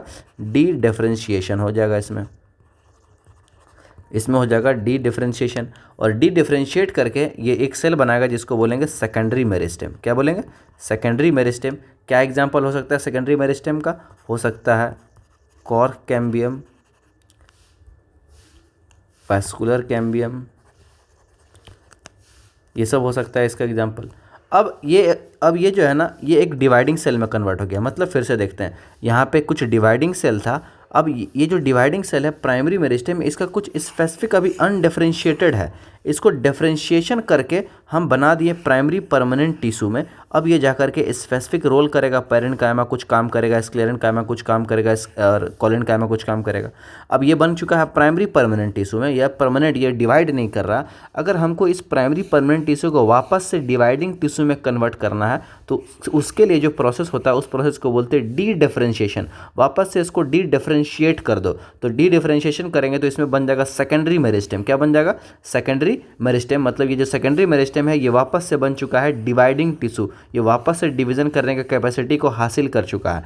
अब क्या होगा कि अब ये डिवीजन कर रहा है, अब ये प्राइमरी सेकेंडरी मेरिस्टेम चाहेगा कि इसको वापस से मैच्योर सेल में कन्वर्ट होता है, वापस से इसको परमानेंट सेल में अगर कन्वर्ट होना है तो ये प्रोसेस करेगा, उसको बोलेंगे रीडिफरेंशिएशन। क्या बोलेंगे इस प्रोसेस को?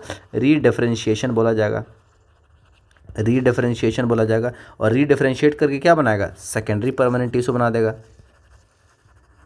सेकेंडरी परमानेंट टिश्यू का फॉर्मेशन कर देगा।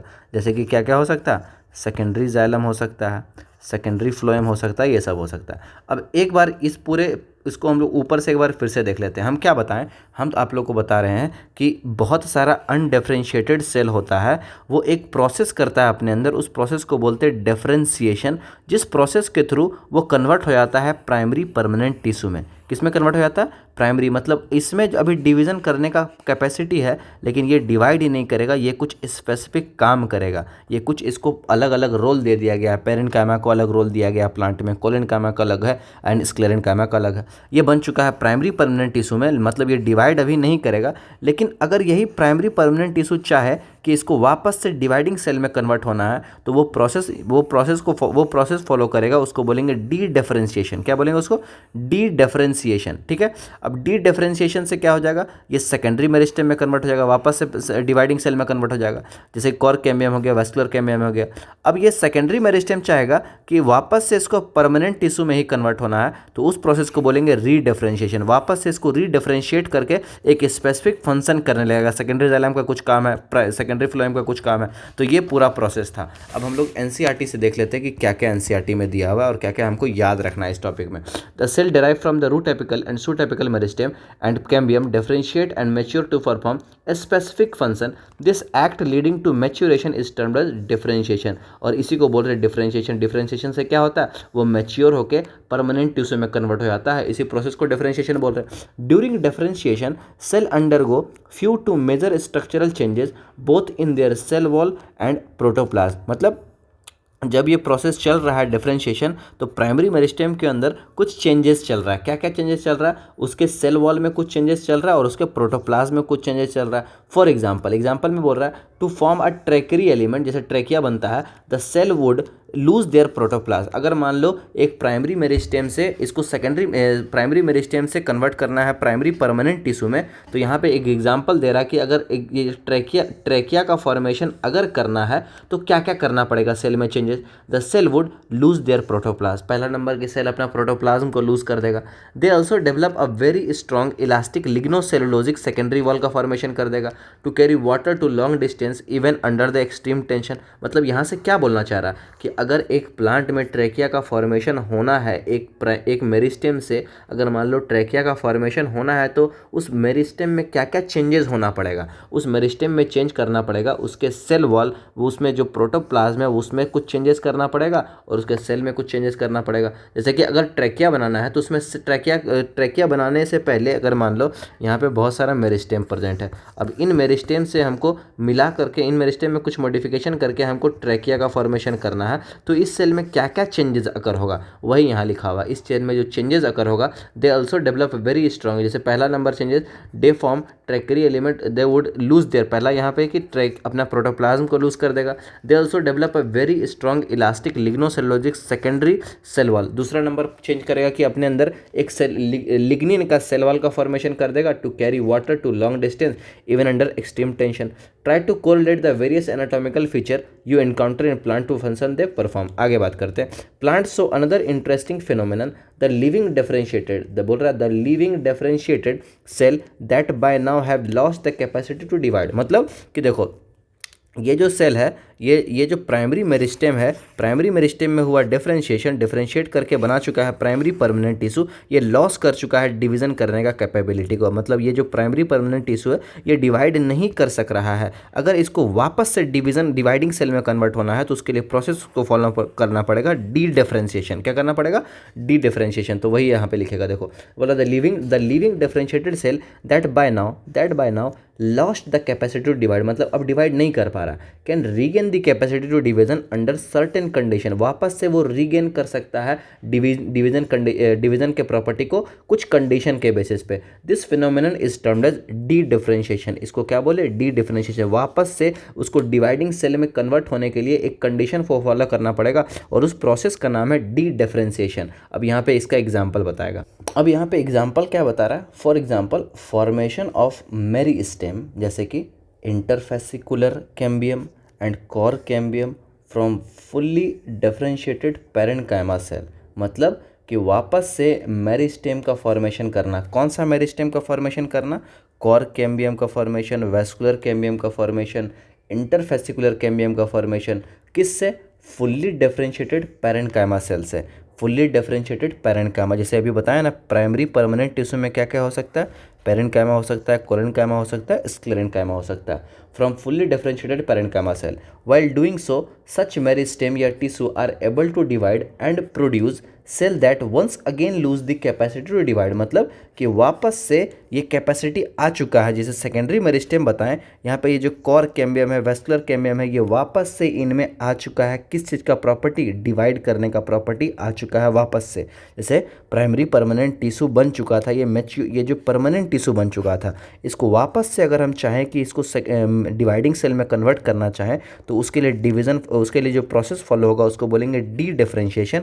और डी डिफरेंशिएट करके वो बनेगा सेकेंडरी मेरिस्टेम। और सेकेंडरी मेरिस्टेम में क्या क्या हो सकता है? Cork cambium and vascular cambium और इंटरफेसिकुलर कैम्बियम। ठीक है। Fully differentiated parenchyma cell, while doing so such meristem या tissue are able to divide and produce cell that once again lose the capacity to divide but mature to perform a specific function that is get redifferentiated। जैसे यही बोले ना कि secondary meristem अगर चाहे कि वापस से ये मैच्योर सेल में कन्वर्ट हो जाए तो उसके लिए प्रोसेस क्या होगा? रीडिफरेंशिएशन। और रीडिफरेंशिएट करके बनेगा सेकेंडरी परमानेंट टिश्यू। जैसे secondary xylem and secondary phloem का फॉर्मेशन होता है, उस प्रोसेस को बोलते हैं redifferentiation. Let some of the tissue in a woody dicotyledonous plant that are the product of redifferentiation how would you describe a tumour. अब बोल रहा है कि what would you call the parenchyma cell that are made to divide under the controlled laboratory condition during the plant tissue culture।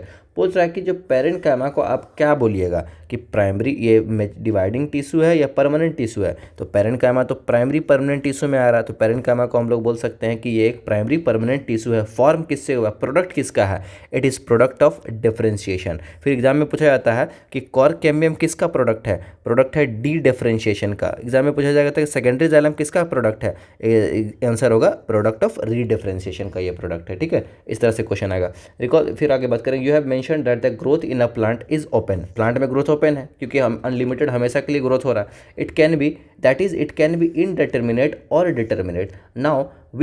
now we may say that the even the differentiation in a plant is open। Plant में differentiation भी क्या है, open है, because cell या tissue are arising out the same meristem have different structure at maturity.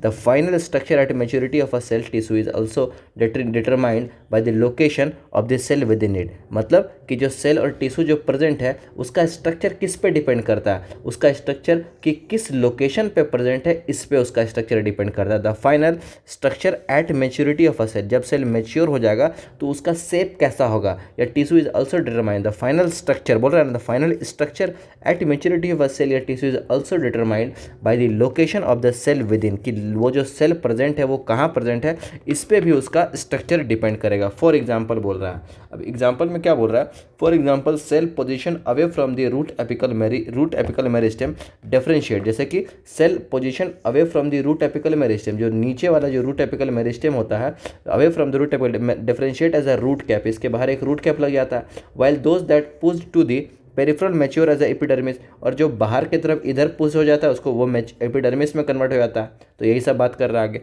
अब हम लोग बात करते हैं, नेक्स्ट टॉपिक है हमारा डेवलपमेंट। यहाँ पे हमको याद क्या रखना है, ये जो टॉपिक पढ़े पूरा differentiation, dedifferentiation and re differentiation, इसमें हमको यही याद रखना है कि बहुत सारा अनडिफरेंशिएटेड सेल होता है, वो डिफरेंशिएशन प्रोसेस करके कन्वर्ट हो जाता है प्राइमरी परमानेंट टिश्यू में, और फिर प्राइमरी परमानेंट टिश्यू एक परमानेंट टिश्यू बन गया, ये डिवाइड नहीं कर रहा, वापस से इसको अगर डिवाइडिंग प्रॉपर्टी को रीगेन करना है तो उसको प्रोसेस फॉलो करना पड़ेगा डी डिफरेंशिएशन, और ये फॉर्मेशन करेगा सेकेंडरी मेरिस्टेम का। अब वापस से इसको सेकेंडरी मेरिस्टेम को वापस से प्राइमरी परमानेंट टिश्यू में कन्वर्ट होना है तो ये वापस से फॉलो करेगा री डिफरेंशिएशन प्रोसेस का। तो एग्जाम में याद रखना, डी डिफरेंशिएशन में क्या है, अनडिफरेंशिएटेड सेल से परमानेंट टिश्यू को बनाना। डी डिफरेंशिएटेड क्या है, परमानेंट टिश्यू से वापस से डिवाइडिंग सेल को बनाना। फिर री डिफरेंशिएशन क्या है, पर डिवाइडिंग सेल से वापस से परमानेंट टिश्यू को बनाना, उसको बोलेंगे री डिफरेंशिएशन। ठीक है, चलिए अब आगे बात करते हैं डेवलपमेंट। नेक्स्ट टॉपिक है हमारा डेवलपमेंट। अब डेवलपमेंट में देखो क्या लिखा हुआ, development is a term that include all changes that an organism goes through during its life cycle from germination to the seed senescence. मतलब डेवलपमेंट किसका बोल रहे हैं कि जितना भी चेंजेस हुआ प्लांट में कहाँ से कहाँ तक, कि एक सीड है, सीड जर्मिनेट किया, जर्मिनेट करके एक प्लांट का फॉर्मेशन हो, तो जितना चेंजेस हो रहा है इसके बीच में यहाँ तक जो भी चेंजेस हुआ उसी को बोल रहे हैं हम लोग development. Life cycle from germination to the seed to senescence, senescence तक, जब प्लांट मर जाएगा तब तक। Diagrammatic representation of the sequence of the process which constitute the development of a cell of a higher plant is given. अभी हम लोग देख लेंगे, it is also applicable to tissue या ऑर्गन में भी ऐसा ही होता है। देखो यहाँ पे कि हुआ क्या, कि पहले जो है सेल के पास मेरिस्टेमेटिक सेल होता है, मतलब ये सेल जो है मेरिस्टेमेटिक सेल का मतलब डिवाइडिंग सेल, मेरिस्टेमेटिक सेल का मतलब क्या, डिवाइडिंग सेल। अब मेरिस्टेमेटिक सेल के अंदर प्लाज्मेटिक ग्रोथ हुआ, मतलब ये जो सेल है, ये सेल मान लो अभी इतना था, अभी सेल के अंदर सेल का साइज बड़ा हुआ, उसमें बोले प्लाज्मा का ग्रोथ हो गया, प्लाज्मेटिक ग्रोथ हुआ। अब साथ साथ में यहाँ पे प्रोसेस क्या चल रहा है, डिवीज़न भी चल रहा है, प्लाज्मा का ग्रोथ भी चल रहा है। अब यहाँ पे प्लाज्मेटिक ग्रोथ होने के बाद यहाँ पे डिफरेंशिएशन प्रोसेस हुआ, डिफरेंशिएशन के दौरान ही यहाँ पे एक्सपेंशन भी हो रहा है, मैच्योरेशन भी हो रहा है, और फिर मैच्योर करने के बाद मैच्योर सेल बन जाएगा, मैच्योर बनने के बाद ये वापस से इसका डेथ हो जाएगा। तो ये पूरा डेवलपमेंट में इस तरह से अगर बात करें, ये जो पूरा प्रोसेस है यहाँ पे क्या क्या चल रहा है, ग्रोथ भी चल रहा है और डिफरेंशिएशन भी चल रहा है। जैसे ग्रोथ कहाँ कहाँ पे चल रहा है, जैसे ये मेरिस्टेमेटिक सेल था, प्लाज्मा में ग्रोथ हुआ तो इसको बोल दिए कि ये ग्रोथ चल रहा है, लेकिन यहाँ पे डिफरेंशिएशन, यहाँ पे ये क्या हो रहा है, एलोंगेशन, ये भी ग्रोथ हो रहा है, मैच्योरेशन हो रहा है। मैच्योरेशन का मतलब क्या, यहाँ पे डिफरेंशिएशन हुआ, मैच्योर सेल में कन्वर्ट हुआ, डिफरेंशिएशन होकर के मैच्योर सेल में कन्वर्ट हो गया, मैच्योर सेल बना, वापस से सेंसेंस होकर डेथ हो गया। तो यहाँ पे चल क्या क्या रहा, यहाँ पे चल रहा है हमारा ग्रोथ प्लस डिफरेंशिएशन दोनों ही चल रहा है इस डायग्राम में। और ये डायग्राम इंपॉर्टेंट है, ये एग्जाम में पूछा जाता है। यहाँ पे फिल इन द ब्लैंक्स कर देगा कि यहाँ पे क्या होगा, यहाँ पे क्या होगा, यहाँ पे क्या होगा, ये हमको याद रखना है ये पूरा कि ये सीक्वेंस है developmental process in plant cell की प्लांट सेल में ग्रोथ एंड डेवलपमेंट दोनों एक साथ साथ चलता है। याद रखना कि प्लांट के सेल में ग्रोथ प्लस डेवलपमेंट जो है, डेवलपमेंट ग्रोथ एंड डिफरेंशिएशन जो है एक ही साथ चलता है। ठीक है, आगे बात करते हैं।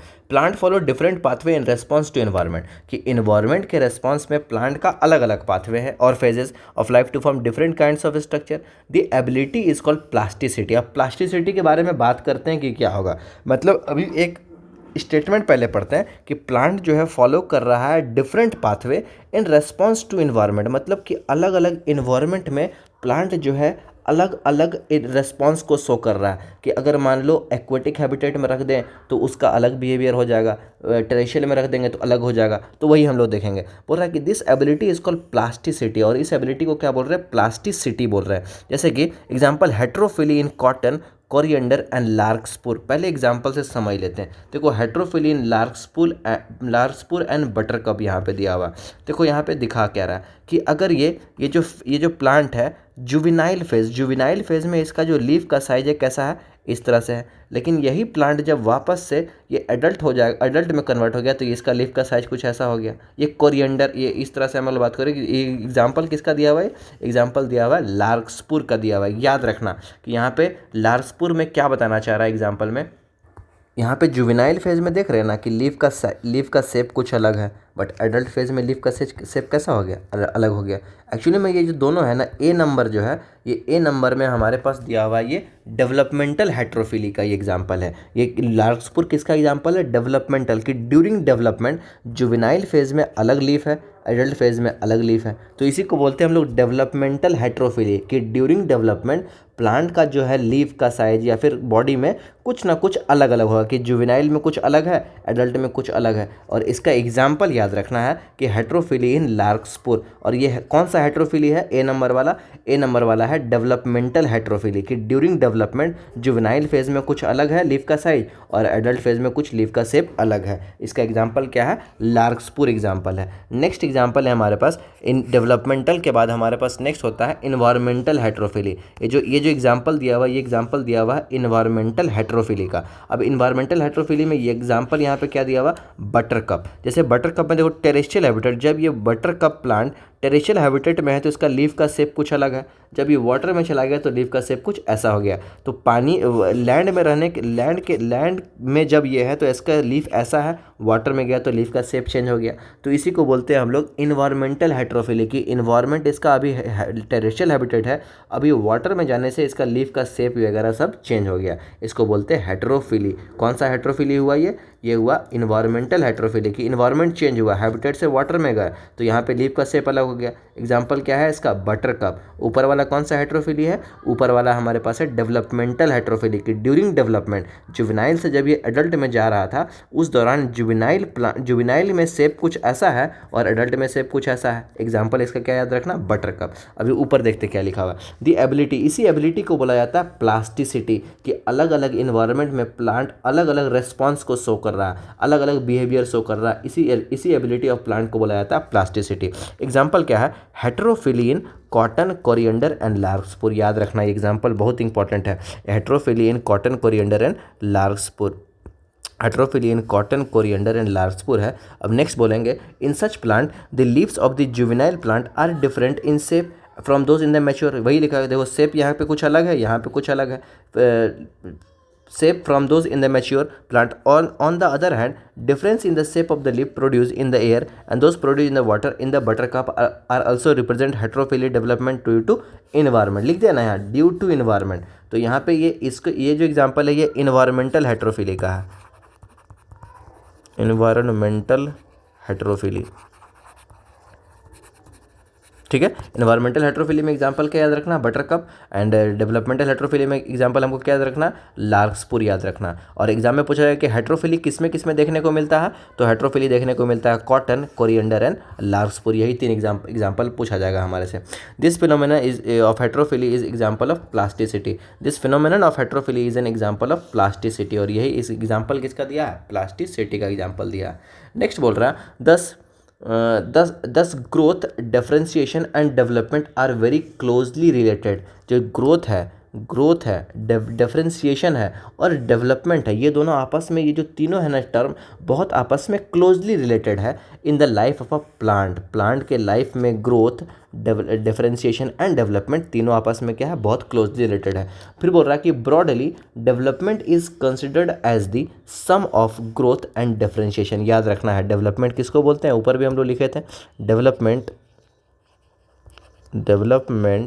Equals to sum of growth plus differentiation.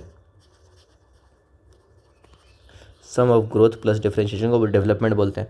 Next क्या लिखा कि development in plant that is both growth and differentiation is under control of intrinsic and extrinsic factor. मतलब कि प्लांट में जो डेवलपमेंट चल रहा है वो दो कंट्रोल के अंदर में है। एक हो गया इंट्रेंसिक फैक्टर होता है, एक होता है एक्सट्रेंसिक फैक्टर। कि मतलब जो प्लांट में डेवलपमेंट चल रहा है वो दो तरीके से कंट्रोल किया जा सकता है। अंदर ही अंदर कुछ केमिकल में चेंजेस करेंगे, उससे हम डेवलपमेंट को कंट्रोल करेंगे, या फिर हम बाहर में कुछ इन्वायरमेंट में चेंज करेंगे, उससे हम प्लांट के डेवलपमेंट में कुछ चेंज करेंगे। तो जो वैसा चेंजेस जो बॉडी के अंदर में चल रहा है उसको बोलते हैं इंट्रेंसिक फैक्टर। इंट्रेंसिक फैक्टर के कारण अगर प्लांट में कुछ चेंजेस हो रहा है, अंदर में केमिकल बनने से कुछ प्लांट में डेवलपमेंट में चेंजेस हो रहा है, उसको बोलेंगे इंट्रेंसिक फैक्टर। एक्सट्रिंसिक फैक्टर किसको बोलेंगे, अगर प्लांट में बाहर के इन्वायरमेंट को चेंज करने से डेवलपमेंट में कुछ इफेक्ट हो रहा है तो उसको बोलेंगे एक्सट्रिंसिक फैक्टर। ठीक है। The former include both intracellular, मतलब पहले वाले का बोल रहा है इंट्रेंसिक का बोल रहा है, बोथ इंट्रासेलुलर जेनेटिक और intercellular factor chemical such as plant growth regulator. मतलब कि जो इसके बारे में बोल रहा है कि इंट्रेंसिक फैक्टर है, इंट्रेंसिक फैक्टर जनरली में दो तरीके से होते हैं। जैसे हम लोग यहाँ पे लिख सकते हैं factor affecting development, factor affecting development.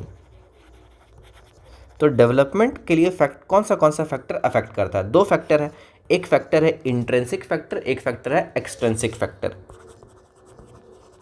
Intrinsic factor, एक फैक्टर है एक्सट्रिंसिक फैक्टर।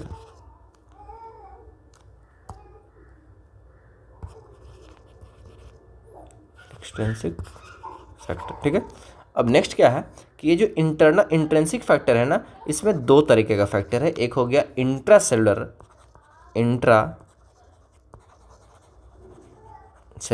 और इसमें जेनेटिक्स के कारण जेनेटिक्स, और एक हो जाता है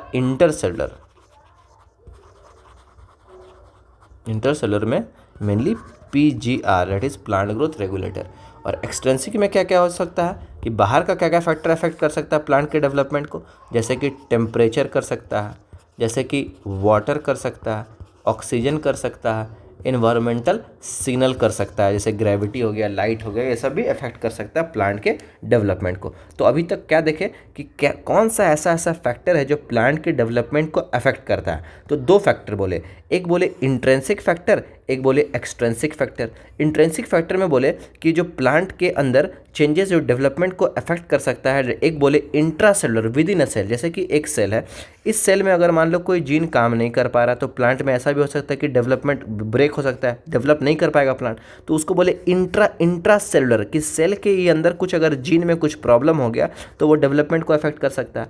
एक बोले इंटरसेलुलर, कि प्लांट का जो सेल है उनके बीच बीच में कुछ केमिकल सब्सटेंस प्रेजेंट है, उसको बोले हम लोग इंटरसेलुलर मतलब उसको बोलते हैं प्लांट ग्रोथ रेगुलेटर। और ये इसी को इंटरसेलुलर बोल रहा है क्योंकि सेल के बीच बीच में प्रेजेंट है वो केमिकल, ठीक है, इंटरसेलुलर टारगेट में प्रेजेंट है।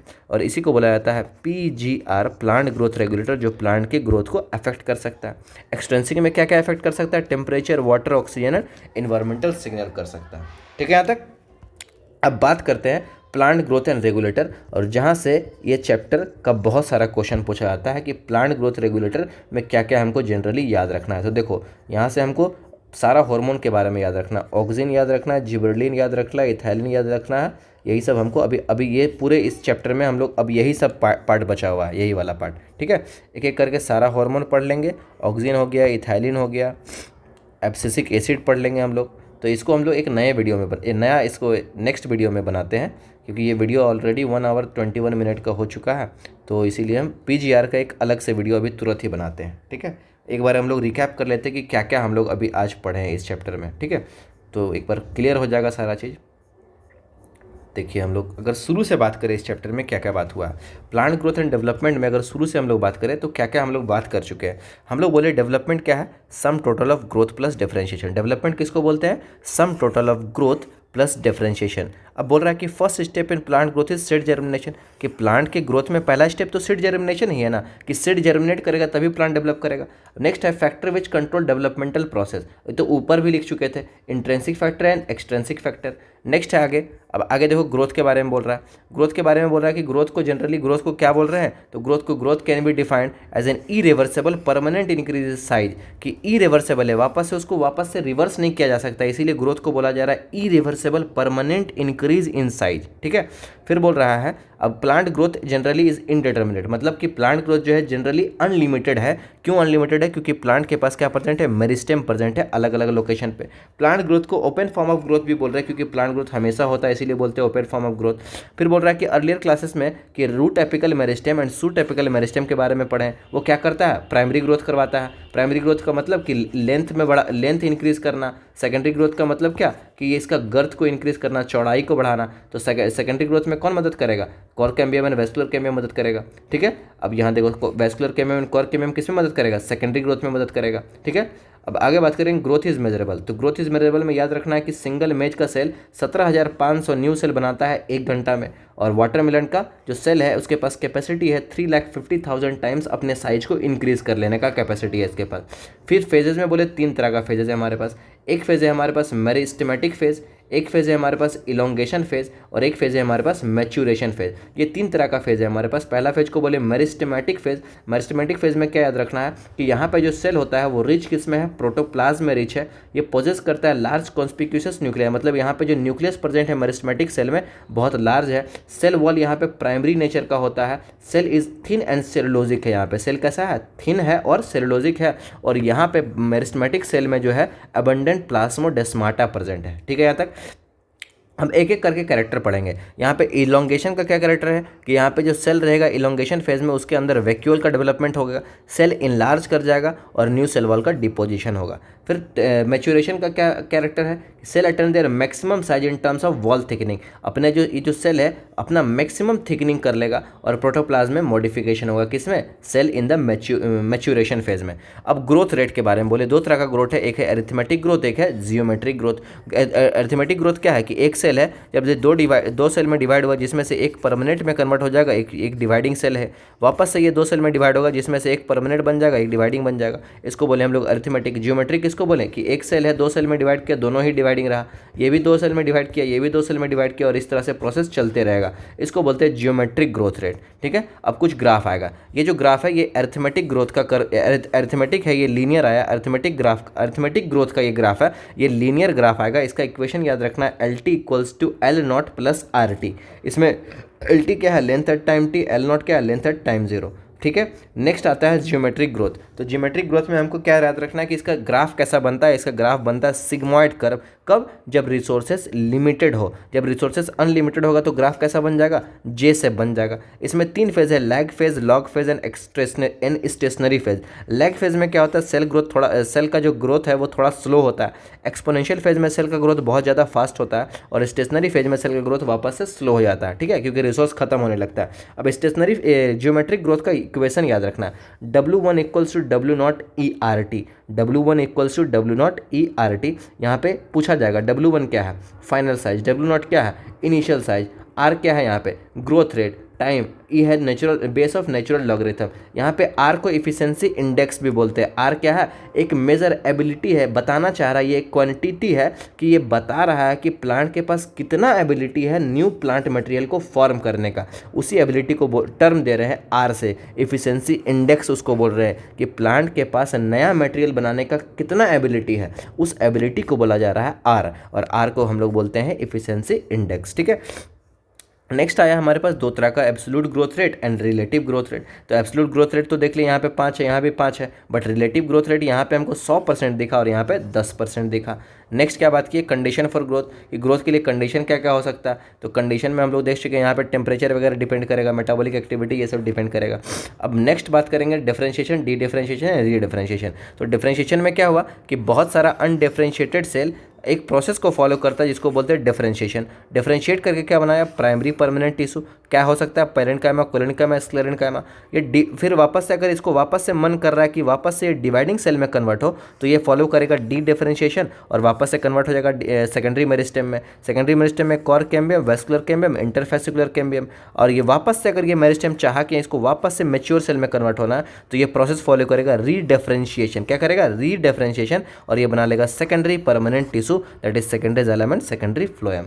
और फिर डेवलपमेंट के बारे में बात किए तो प्लांट में जो डेवलपमेंट है, वो प्लांट में जो डेवलपमेंट को क्या क्या बोलते हैं प्लांट में, growth plus differentiation is called as development. और ग्रोथ और डिफरेंशिएशन है प्लांट में एक ही साथ चलता है। जैसे ये प्लांट है, ये एक सेल है मेरिस्टेमेटिक सेल, इसमें पहले ग्रोथ चल रहा है, प्लाज्मा का ग्रोथ हुआ, अब यहाँ पे इलोंगेशन हो गया, यहाँ पे मैच्यूरेशन चल रहा है, डिफरेंशिएशन चल रहा है यहाँ पे, और यहाँ पे मैच्योर सेल बन करके सेंसेंस होकर के डेथ हो गया। तो प्लांट सेल में जो है दोनों काम एक ही साथ चल रहा है, ग्रोथ भी चल रहा है और डिफरेंशिएशन भी चल रहा है, एक ही साथ चल रहा है, ये याद रखना।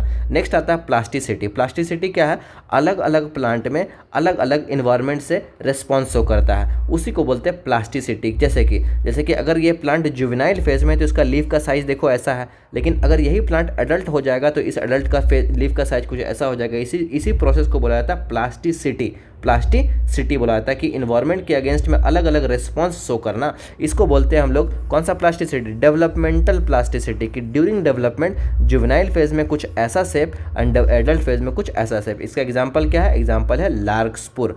नेक्स्ट है हमारे पास इन्वायरमेंटल हेट्रोफिली। इन्वायरमेंटल हेट्रोफिली में क्या होता है, टेरेस्ट्रियल हैबिटेट में कुछ ऐसा शेप, एक्वेटिक में कुछ ऐसा शेप। इसका एग्जांपल क्या है, बटर कप। याद रखना, एग्जांपल बहुत इंपॉर्टेंट है। नेक्स्ट बात करेंगे डेवलपमेंट क्या है, सम ऑफ ग्रोथ प्लस डिफरेंशिएशन है डेवलपमेंट। फिर फैक्टर अफेक्टिंग डेवलपमेंट, कि कौन सा ऐसा फैक्टर है जो डेवलपमेंट को अफेक्ट करता है। एक हो गया इंट्रिंसिक फैक्टर, एक हो गया एक्सट्रिंसिक फैक्टर। इंट्रिंसिक फैक्टर में दो बात हो सकता है कि अगर कुछ ऐसा कि सेल इंट्रासेलुलर, कि सेल के अंदर ही कुछ जीन ही खराब है, तो वो डेवलपमेंट को अफेक्ट कर सकता है। और इंटरसेलुलर के मतलब कि सेल के बीच बीच में यहाँ पे कुछ केमिकल प्रेजेंट है जिसको बोलते हैं प्लांट ग्रोथ रेगुलेटर, वो जो है सो डेवलपमेंट को अफेक्ट कर सकता है, या तो बढ़ा सकता है या तो घटा सकता है। अभी एक एक करके सारा हार्मोन देखेंगे। फिर एक्सट्रिंसिक फैक्टर में क्या है, temperature, water, oxygen and environmental signal. ये सब जो है सो एक्सट्रिंसिक फैक्टर में, कि टेम्परेचर से भी प्लांट ग्रोथ का डेवलपमेंट कम हो सकता है, वाटर अगर नहीं रहेगा तो डेवलपमेंट नहीं होगा, ऑक्सीजन नहीं रहेगा प्रॉपर में तो डेवलपमेंट नहीं होगा। नेक्स्ट हमारा शुरू होता है प्लांट ग्रोथ रेगुलेटर, जिसको हम लोग नए वीडियो में बनाएंगे, और ये पूरा एक वीडियो में करेंगे पीजीआर। ठीक है, यहाँ तक अगर आप लोग सुने हैं तो आप लोग से बहुत रिक्वेस्ट है कि प्लीज़ चैनल को सब्सक्राइब कीजिए, हम इसी तरह से पूरा चैप्टर का लेकर के आएंगे। ठीक है, थैंक यू।